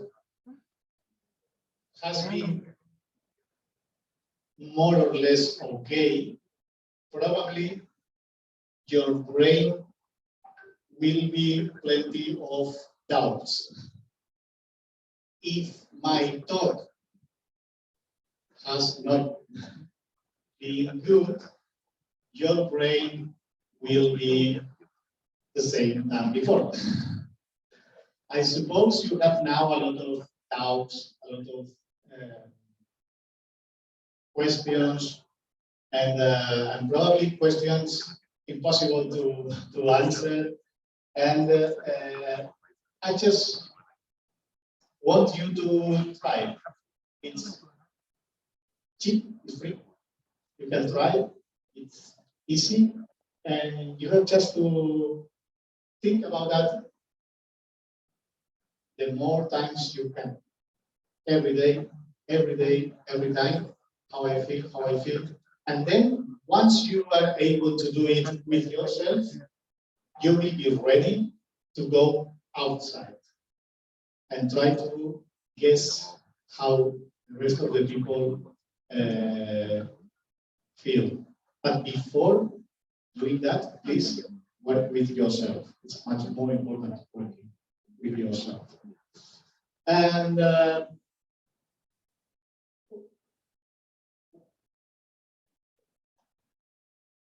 to sum up,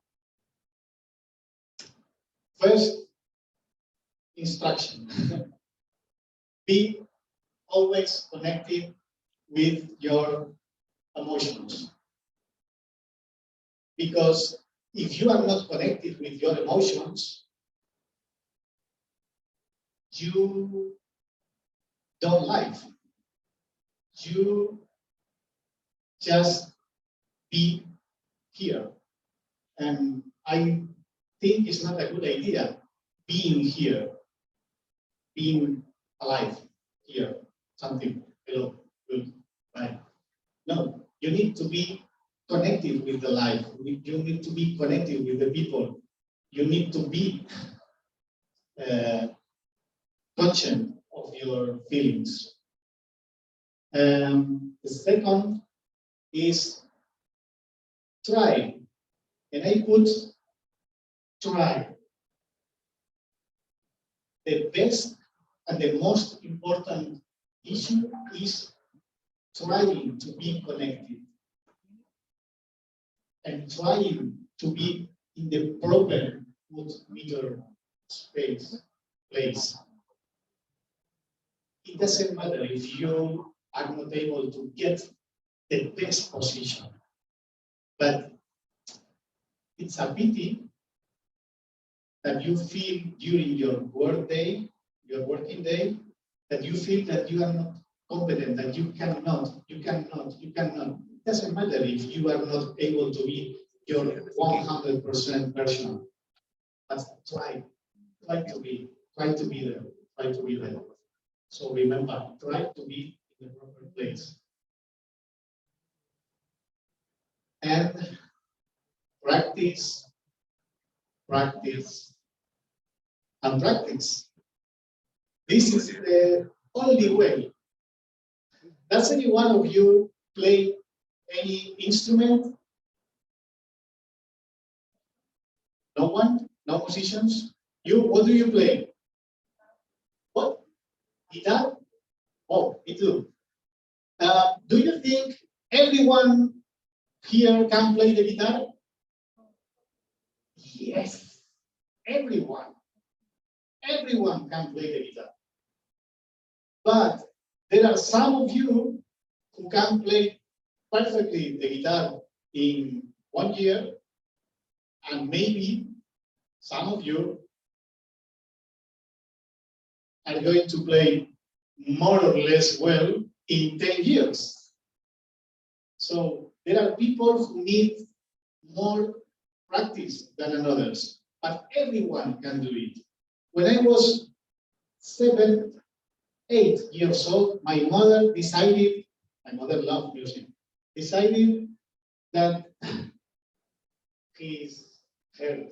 her youngest child, me, was going to be a good piano player.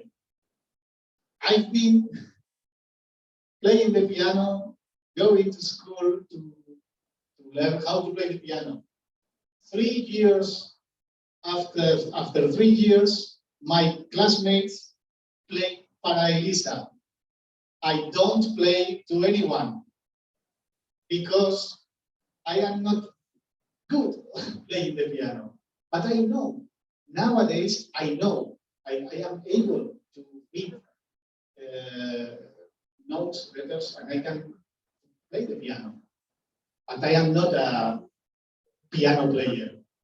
So everyone can play the piano. But only some of them can play extremely well. But everyone can do it. That's the message that I want to say in your heart. Everyone can more or less manage and perceive properly emotions, but only some of the people can do it extremely well.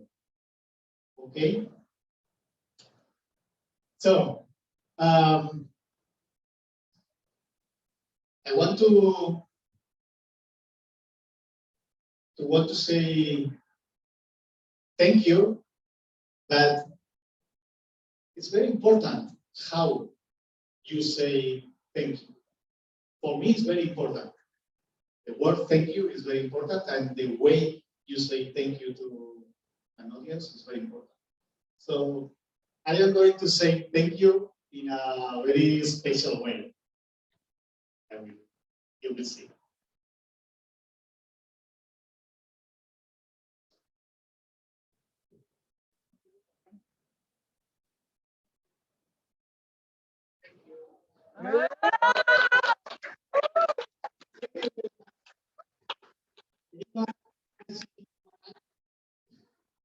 Terima kasih banyak.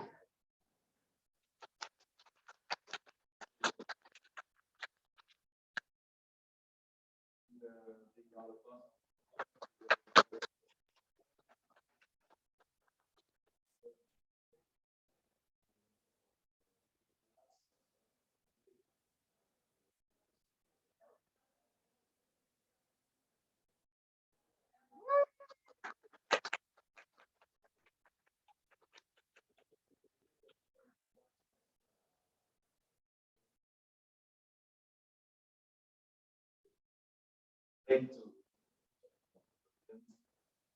Emotion is very important. Emotion. Yes.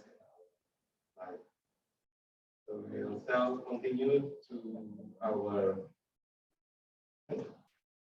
video presentation of Kelly and then presentation important of psychiatry for future resources development. Sincerely, the time is yours. Again, thank you very much for the director.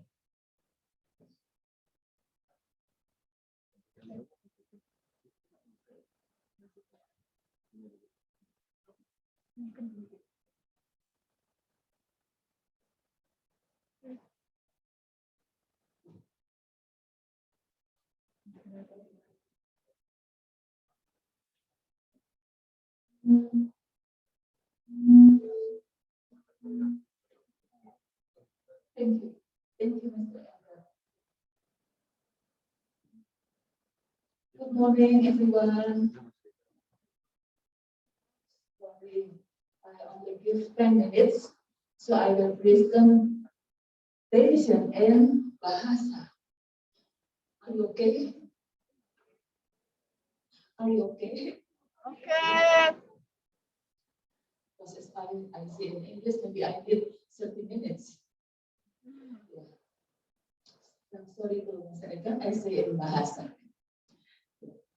Bapak Ibu, terima kasih untuk kesempatan hari ini.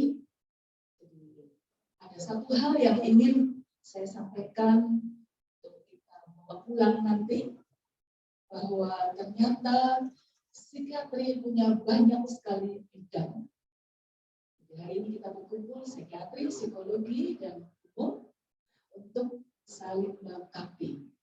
Bagaimana psikiatri itu begitu penting. Next slide. Bagaimana pentingnya psikiatri itu untuk masa depan kita.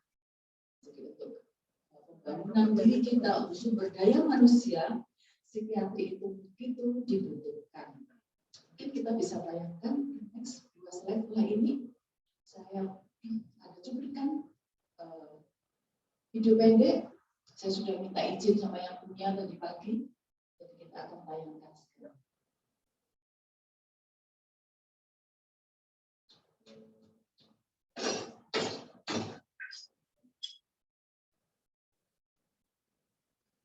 Semua orang bisa meluapkan rasa marah, tapi tidak semua orang bisa meredam rasa marah.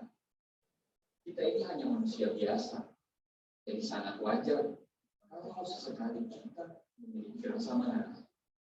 Marah itu mudah, tidak perlu sekolah untuk bisa marah, tidak perlu ada syarat apapun untuk bisa marah, tidak perlu ada pelatihan khusus untuk bisa marah. Marah itu emosi yang wajar dan pasti dimiliki oleh semua makhluk hidup. Semua yang hidup pasti bisa marah. Saat kamu menganggap dengan marah kamu tanpa berwibawa, itu adalah hal yang keliru. Karena tidak ada seorang pun menyukai orang pemarah. Ya, terima kasih. Next slide. Jadi kalau kita lihat kenapa kita bisa menempatkan diri kita begitu ke kiri, ke bawah, ya, gambar-gambar yang sudah ditayangkan di tadi. Karena ternyata di dalam otak kita sedang terpancing. Dalam istilah bahasa Inggris mereka menyebutnya kebajak, dibajak. Jadi emosi kita membajak otak kita. Dalam istilah medis ada satu bagian kecil yang namanya amigdala. Amigdala kita dikuasai sedemikian rupa sehingga emosi kita menjadi sangat-sangat terjaga. Jadi jangan lupa bahwa kenapa dokter psikiater itu memakai obat kadang-kadang. Ya, salah satunya karena ini. Untuk melepaskan supaya jangan terjebak oleh emosi.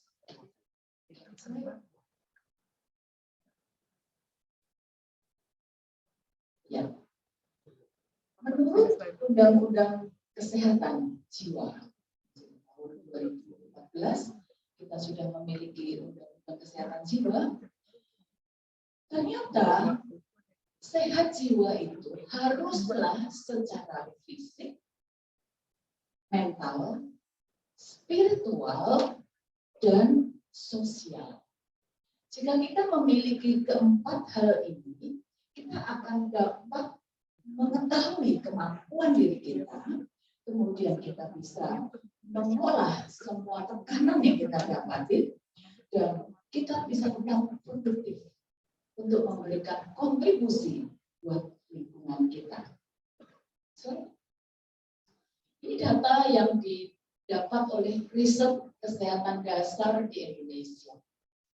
Angka ini sudah kelihatan begitu signifikan dalam 5 tahun. Kalau yang biru itu 2013, sementara yang kuning itu di 2018. Kalau kita lihat ternyata angka gangguan emosional yang ada di negara kita, cukup tinggi, 19,4, hampir 20%. Meskipun kalau di rata-rata untuk 34 provinsi kita cuma dapat 9,8.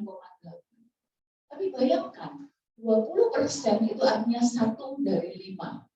Kalau 200 orang berkumpul di tempat ini, 1/5-nya, berarti 40 orang sedang mengalami gangguan mental emosional.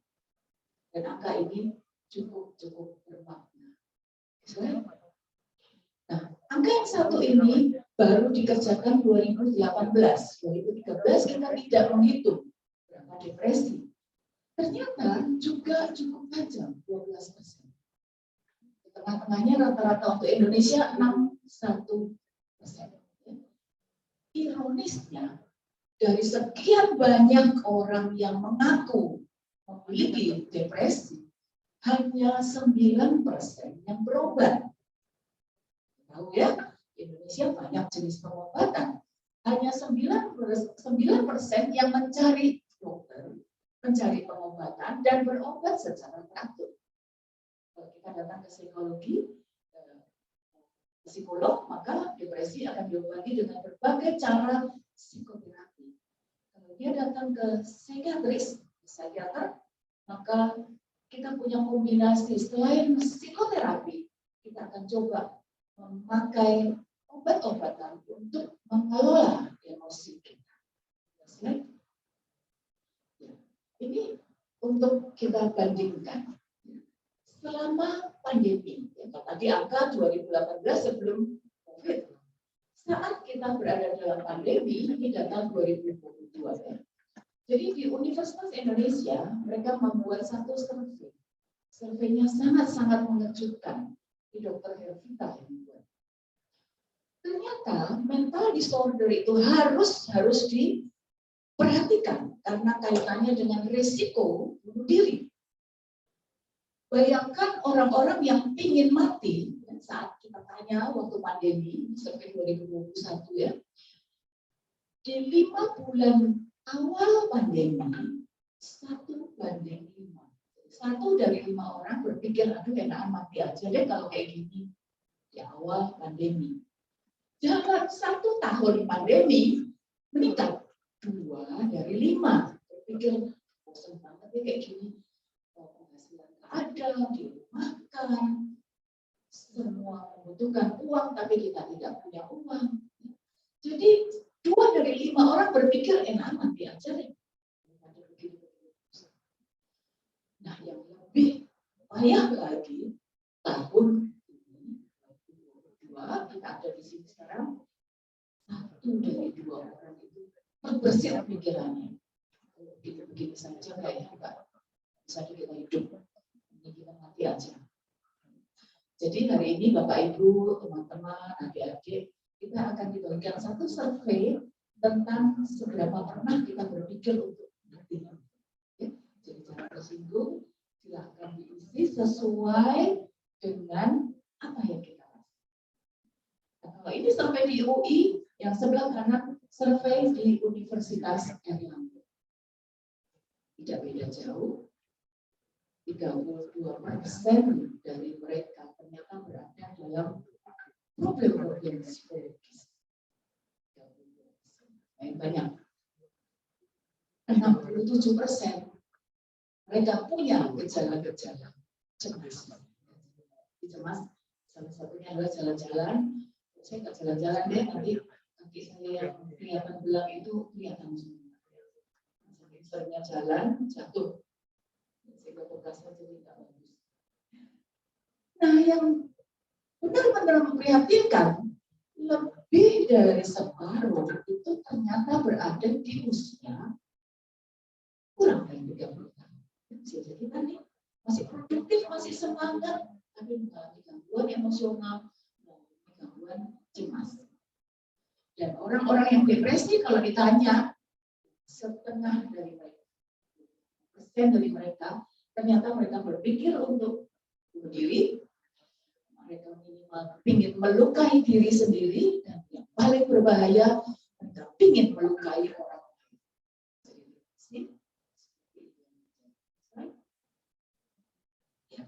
Ini penelitian di Bali.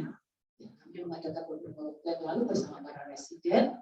Ternyata seperti ini hasilnya. Ya. Simptom yang paling banyak adalah kelelahan, capek. Capek kerjanya nggak ada, nggak terlalu banyak, tapi capek. Kemudian insomnia. Kita tahu ini dua gejala depresi nih. Ya. Kemudian ada 15% dari responden yang kita ambil ini adalah responden penyintas COVID. Jadi setelah menderita COVID, kita survei. Ternyata 15% dari para responden itu berpikir untuk mati saja. Oke, slide. Ya, kita tahu ternyata begitu banyak kecerdasan emosional itu berguna bagi kehidupan kita. Bagaimana kita bisa menyelami diri kita sendiri dan kita berkomunikasi dengan orang-orang yang lain di sekitar kita. Slide. Tadi sudah dinyatakan ya, sudah dijelaskan bahwa komponen yang paling penting saat ini adalah bagaimana kita menerima diri kita sendiri. Self-awareness. Saat ada sesuatu yang membakar kemarahan kita tidak cepat marah, kita masih bisa hitung 1 sampai 10. Marah sekali kita hitung sampai 100, ya, sehingga kita tidak berribut dengan orang lain. Salah satu contoh lagi, bagaimana kalau kita tidak punya awareness yang baik, kita mudah ribut di mana-mana. Yang mengaku sudah terbiasa melintasi jalur ini untuk memutarbalikkan kendaraannya.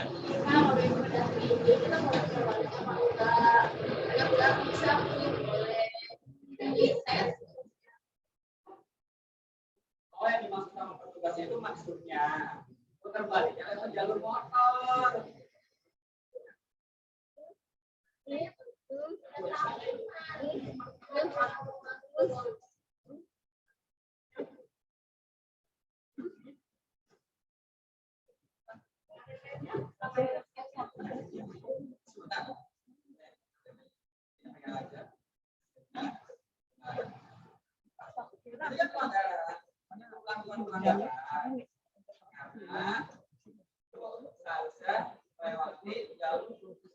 Di sana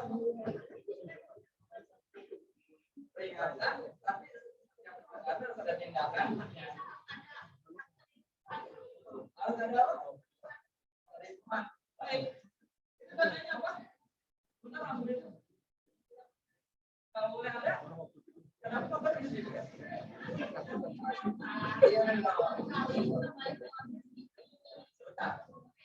Dari ini juga mengeluarkan nomor Edgarnya. Selama proses pemeriksaan. Nah, ternyata kalau itu sudah lama tinggal di sini. Ya.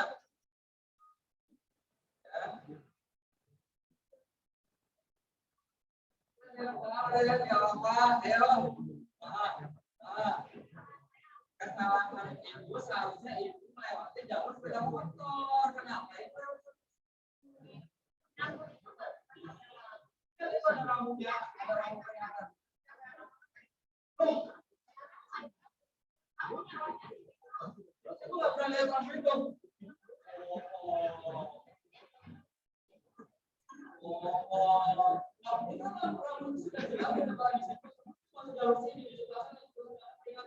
Kami tidak mungkin melakukan tindakan kalau sebelumnya ada peringatan.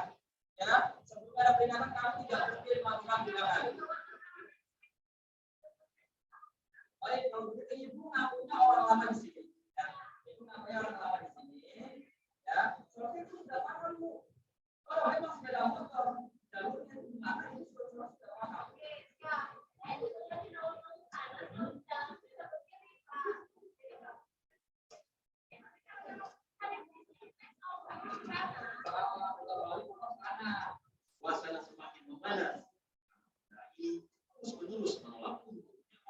Menurut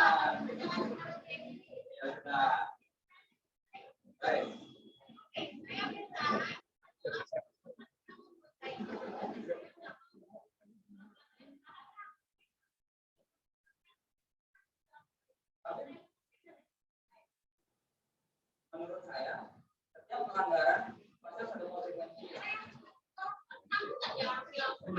Ya sulit. Nggak bisa Bapak jawab. Ibu tahu dari mana?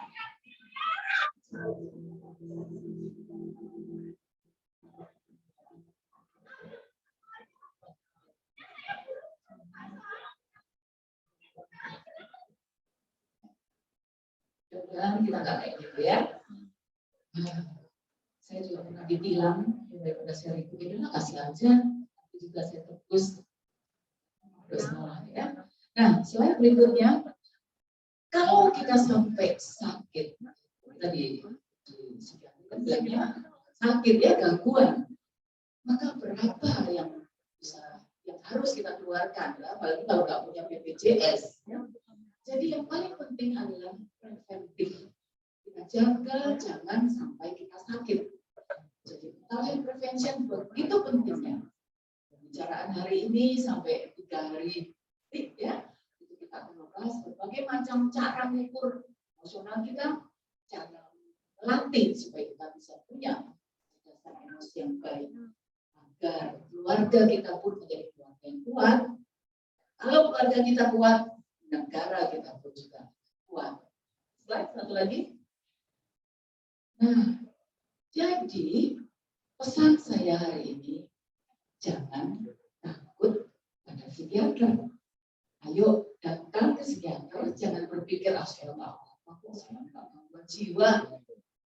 Jangan takut. Mari berbicara kepada kami para psikiater, jadikan mereka itu teman yang enak untuk diajak berbicara, ya.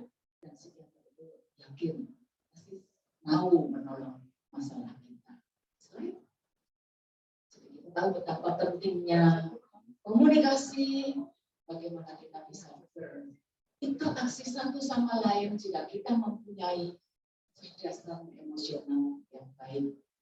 Sampai kita masih berlatih besok pagi, so jangan lewatkan. Terima kasih.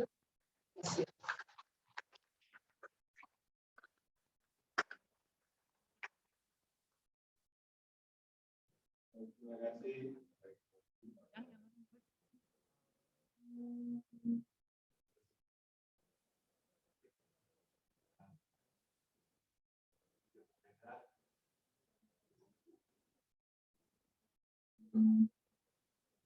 Mau mendatangi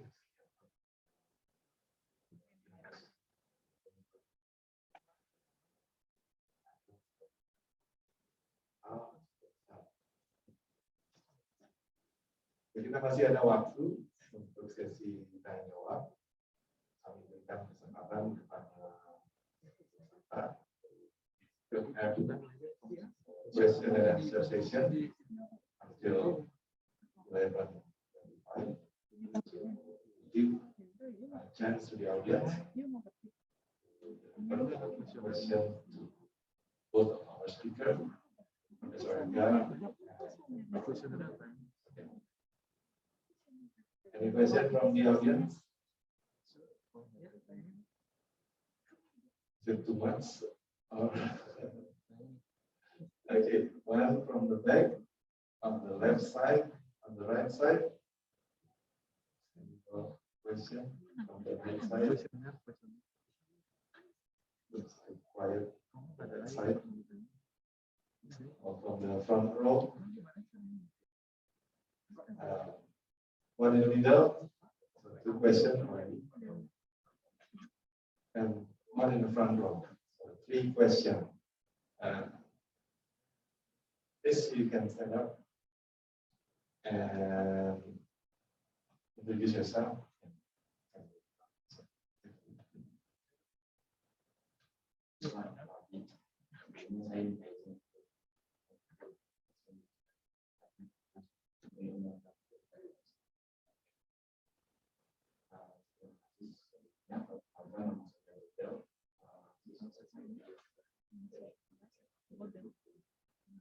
Jadi saya punya pengalaman menarik saat surfing media sosial.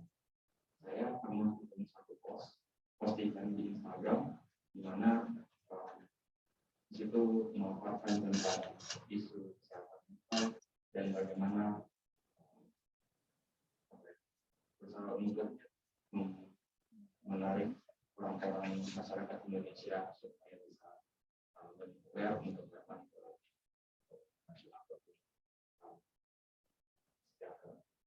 tapi yang jadi menarik buat saya membuka dan di sana saya menemukan hal yang sangat mengejutkan ketika orang yang menyampaikan testimoni bahwa mereka merasa dijudge oleh sekolah yang mereka datang.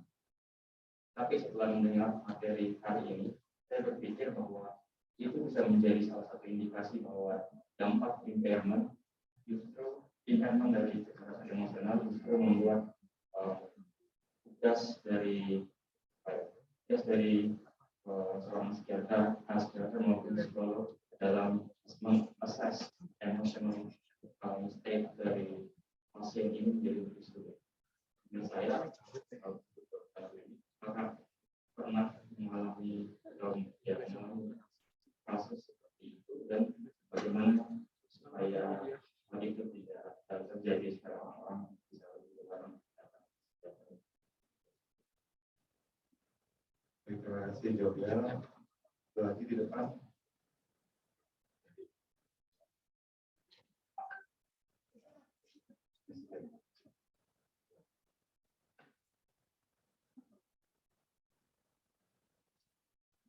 Good morning, Mr. Edgar and all the participants.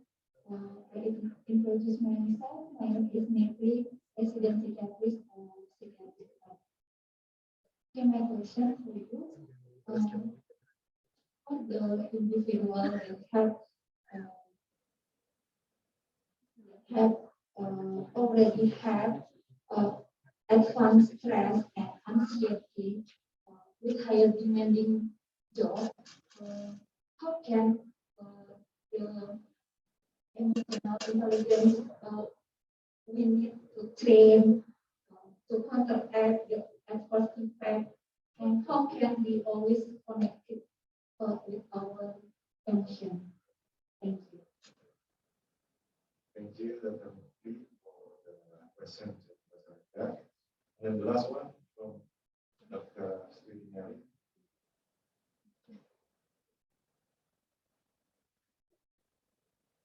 I have one question from Prof. I have a grandchild. Yes. My grandson is now is 4 years. Have a good emotional intelligence. Yeah. Can you explain to me or to us just the apply to emotional intelligence but from childhood? Thank you.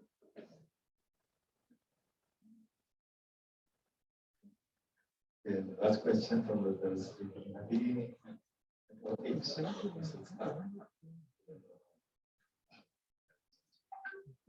We have 3 questions already. 2 for Professor Edgar and 1 for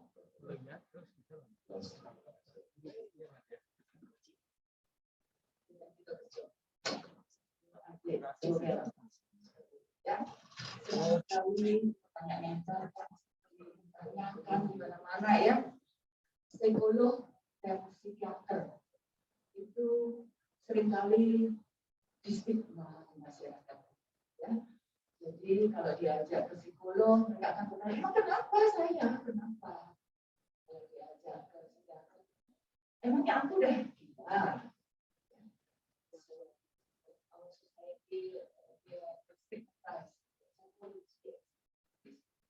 Tetapi itulah yang harus kita kerjakan bersama-sama. Ya, jadi salah satu acara hari ini kita berkolaborasi. Bagaimana mengedukasi masyarakat kita bahwa yang namanya gangguan jiwa itu range yang banyak sekali. Ya. Yang namanya gangguan emosional mulai dari yang paling kecil sampai banyak-banyak dan sangat-sangat mengganggu. Yang juga kalau kita belajar, misalnya orang yang sulit tidur. Orang ada yang datang setelah sulit tidur 2 tahun. Ya, jadi dia bertahan dengan segala macam caranya dia. Tapi itulah memang yang perlu kita sadari bersama-sama. Para psikolog, tidak menghakimi. Jadi kalau dia memang sedang sedih, kita tidak perlu mengatakan kamu ini depresi, karena kamu bipolar. Ya. Pada saat dia marah, kita tidak perlu mengatakan kamu ini entek, itu bagiannya enggak beres. Kamu ada biarkan dia mengeluarkan apa yang dia rasakan, dan kita membantu. Kita punya tugas membantu. Pada saat kita dapat berbagai macam ventilasi, curhatan dari klien-klien, itu berusaha menampung. Tidak muat lagi tempat penampungannya, kita buang, kita keluar. Ya, jadi kita bentuk. Tapi itu sangat bagus. Bagaimana kita cara meredam hal semacam ini? Kita membuat berbagai macam edukasi agar ilmu psikologis itu kenal. Berarti kalau nangis itu cengeng, kalau nangis itu tidak maco, tapi tidak boleh menangis juga. Kita tahu kok, oh benar, dia sedih. Ya, mudah-mudahan bisa menjadi manfaat bagi kita. Terima kasih Ferdi atas penjelasannya. Bagaimana Jobel bisa dipahami? For the next question.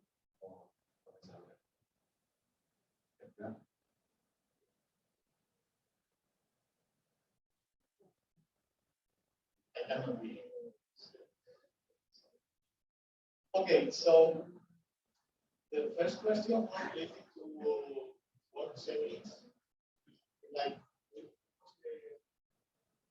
entry.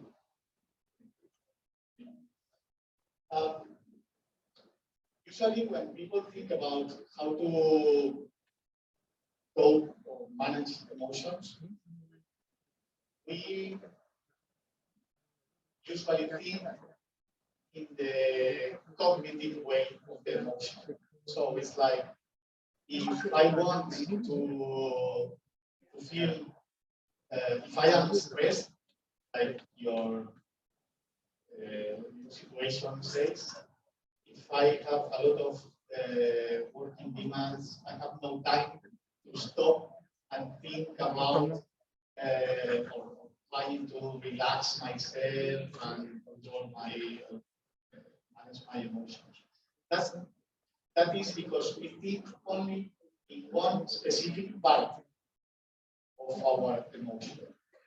As I told you before, there are three ways to perceive that, for instance, I am anxious.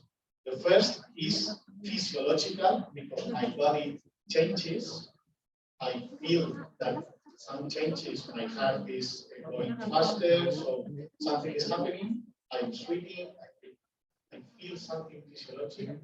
Then cognitive is like, I am thinking about my incompetence, I am thinking about I have many things to do in my work, and I need to put pressure on me.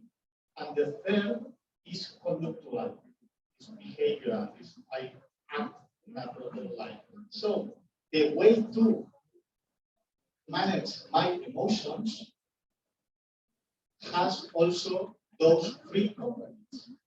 So it's not only thinking about how good I am, it's not trying to think in order to control, to manage my emotions. I can also use the physiological way or the conductual way. So sometimes it's more simple than we think. because it's something that I can do just eating. For instance, eating sweet things. Why children love sweet things? Because sweet things make you to feel happy. So sometimes, if I am at work, I am anxious or stressed, maybe I can try another strategies, but not only thinking. I can try strategies based on eating something, buying something, doing something, doing an activity that makes me to relax, to focus on my task and put out the pressure. So we are I am psychology, you are psychiatrist, so we always think in our discipline, we think that everything depends on our brain, but there are other ways to interact with our emotions. Walking, listening music, eating, there are drinking something, alcohol, but something. So this is the way we can just look for different ways, not only reflexive ways or thinking about or just trying to structure our brain in some way. There are other ways to manage our emotions. And regarding to the children,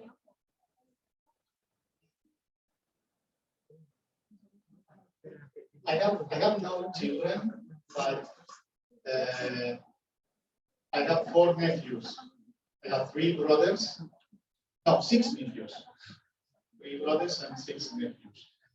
And I always say to my brothers that usually parents want to show to their children that life is nice and everything is okay. And sometimes we hide our sadness because I don't want my child to see me sad. It happens sometimes, and it's not bad. It's something that seems good. But the problem is that when your children don't see you managing sad situations, managing not nice emotions, when they feel those not good emotions, they have no model. They don't know how to manage that because they haven't got the opportunity to see their parents dealing with those emotions. So the first step from my point of view is showing to your children how to deal with depression, how to deal with sadness, how to deal with those not pleasure emotions. Because I think when a child don't know what to do, when you don't know what to do with your emotion, you are an adult, you just stay quiet. But when a child don't know how to manage or what to do with the emotion, the response sometimes is aggression or violence. When a child don't know what to do with the feeling, sometimes I saw that the response is not appropriate in a class, for instance. So, the first, from my point of view, the first step is showing emotions to children. And there's another important very important thing in childhood. Labeling, putting name, not only getting used to put name to the feelings. That's something that we haven't got. No one in my life asked me when I was a child asked me about the name of my feeling. Always ask me, are you okay? Yes, I'm okay. So on. So please, the first step for educational, for emotional education is just try to get used our children to know the name. Because when you put a name, you are living the emotion. And the next time you feel the same, you will have an label. And it makes you easier to manage your life and your emotions if you put a name. It is extremely important. Naming, labeling your emotions. And sometimes we don't know, we don't realize the importance of details, putting a name. Because I have many patients who told me, and people who come to get my services tell me, no, I am okay, I'm okay. But I need to perform better at work, I need to be more competent, but I feel okay. No, feel okay is not an emotion. I don't need the word okay. I need a complete emotion. So, first of all, showing emotions. Secondly, labeling. This is for me, from my point of view, the way to work emotions.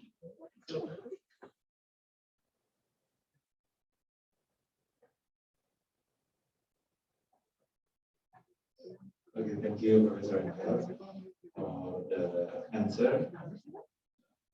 Dr. Mitri, is it answer your question? Maybe Dr. Lely would like to add something. Thank you, Dr. Xiao. Yeah, maybe this is just sharing because I am a grandma for two grandsons.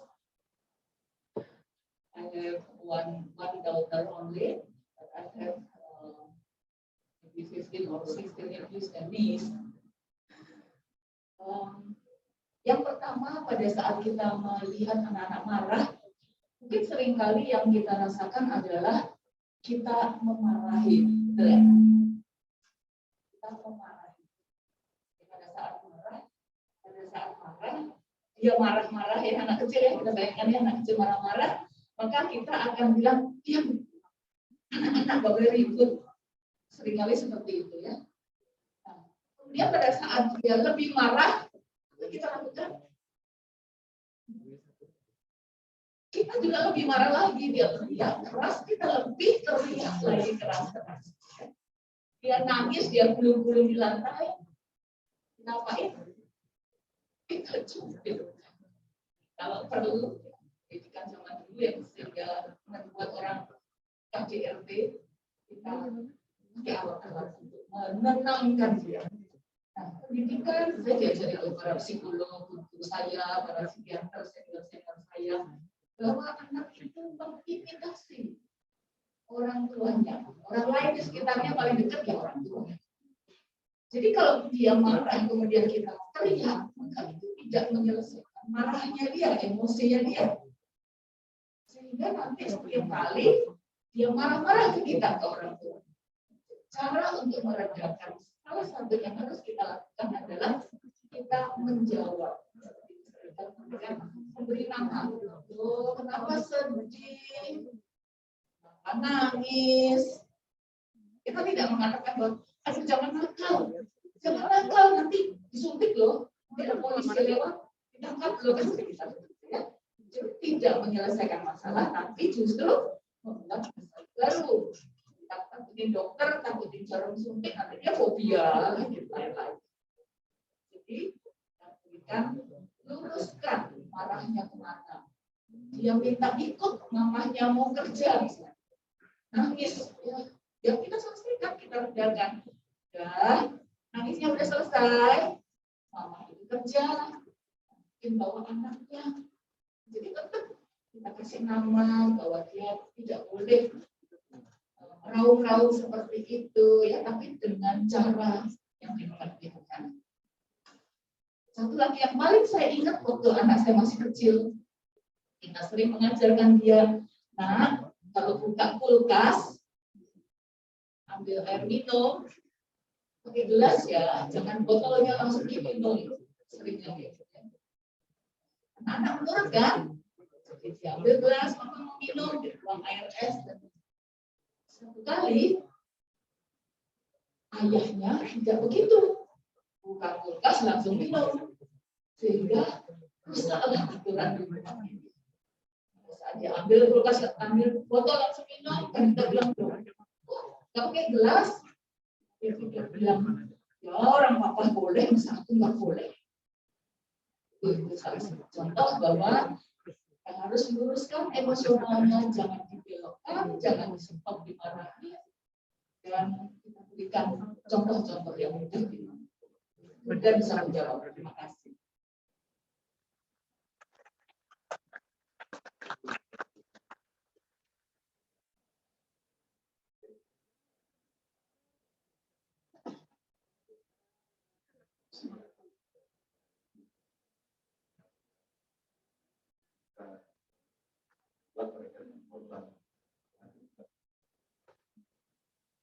Because of the time, we shall conclude our meeting today. How the emotional intelligence is for us to use in our daily life, work as a professional, as a student here, that can develop our own capability also to understand people better. In the end, we can create a better world. No more anger, no more war, peace. There's still a challenge for us.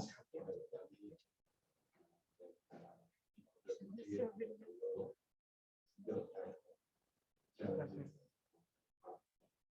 Well, to make our future. Crime full aggression, full okay, let's give a big round of applause to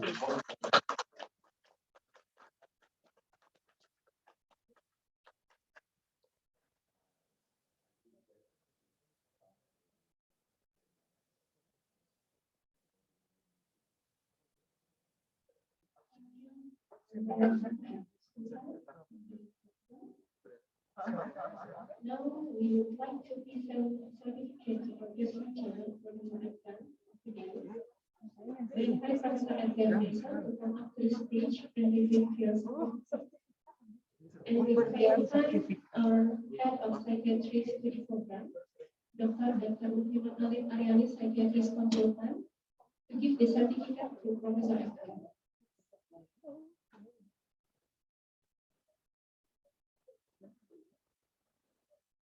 Professor Edgar, we also have a small token of gift from one of our alumni as your supplement maybe. We really do hope you like this one.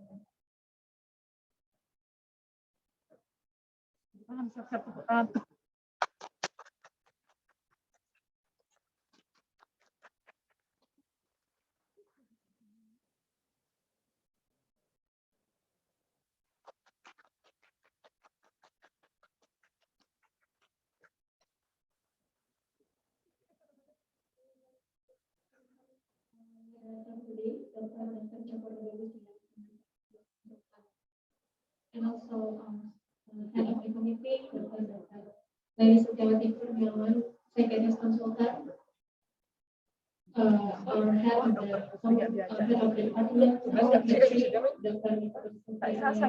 consultant, and our beloved supervisor in Hospital, Dr. screening psychiatrist consultant, and daftar you semua dari psychiatrist consultant mas to come to the stage and kita come together.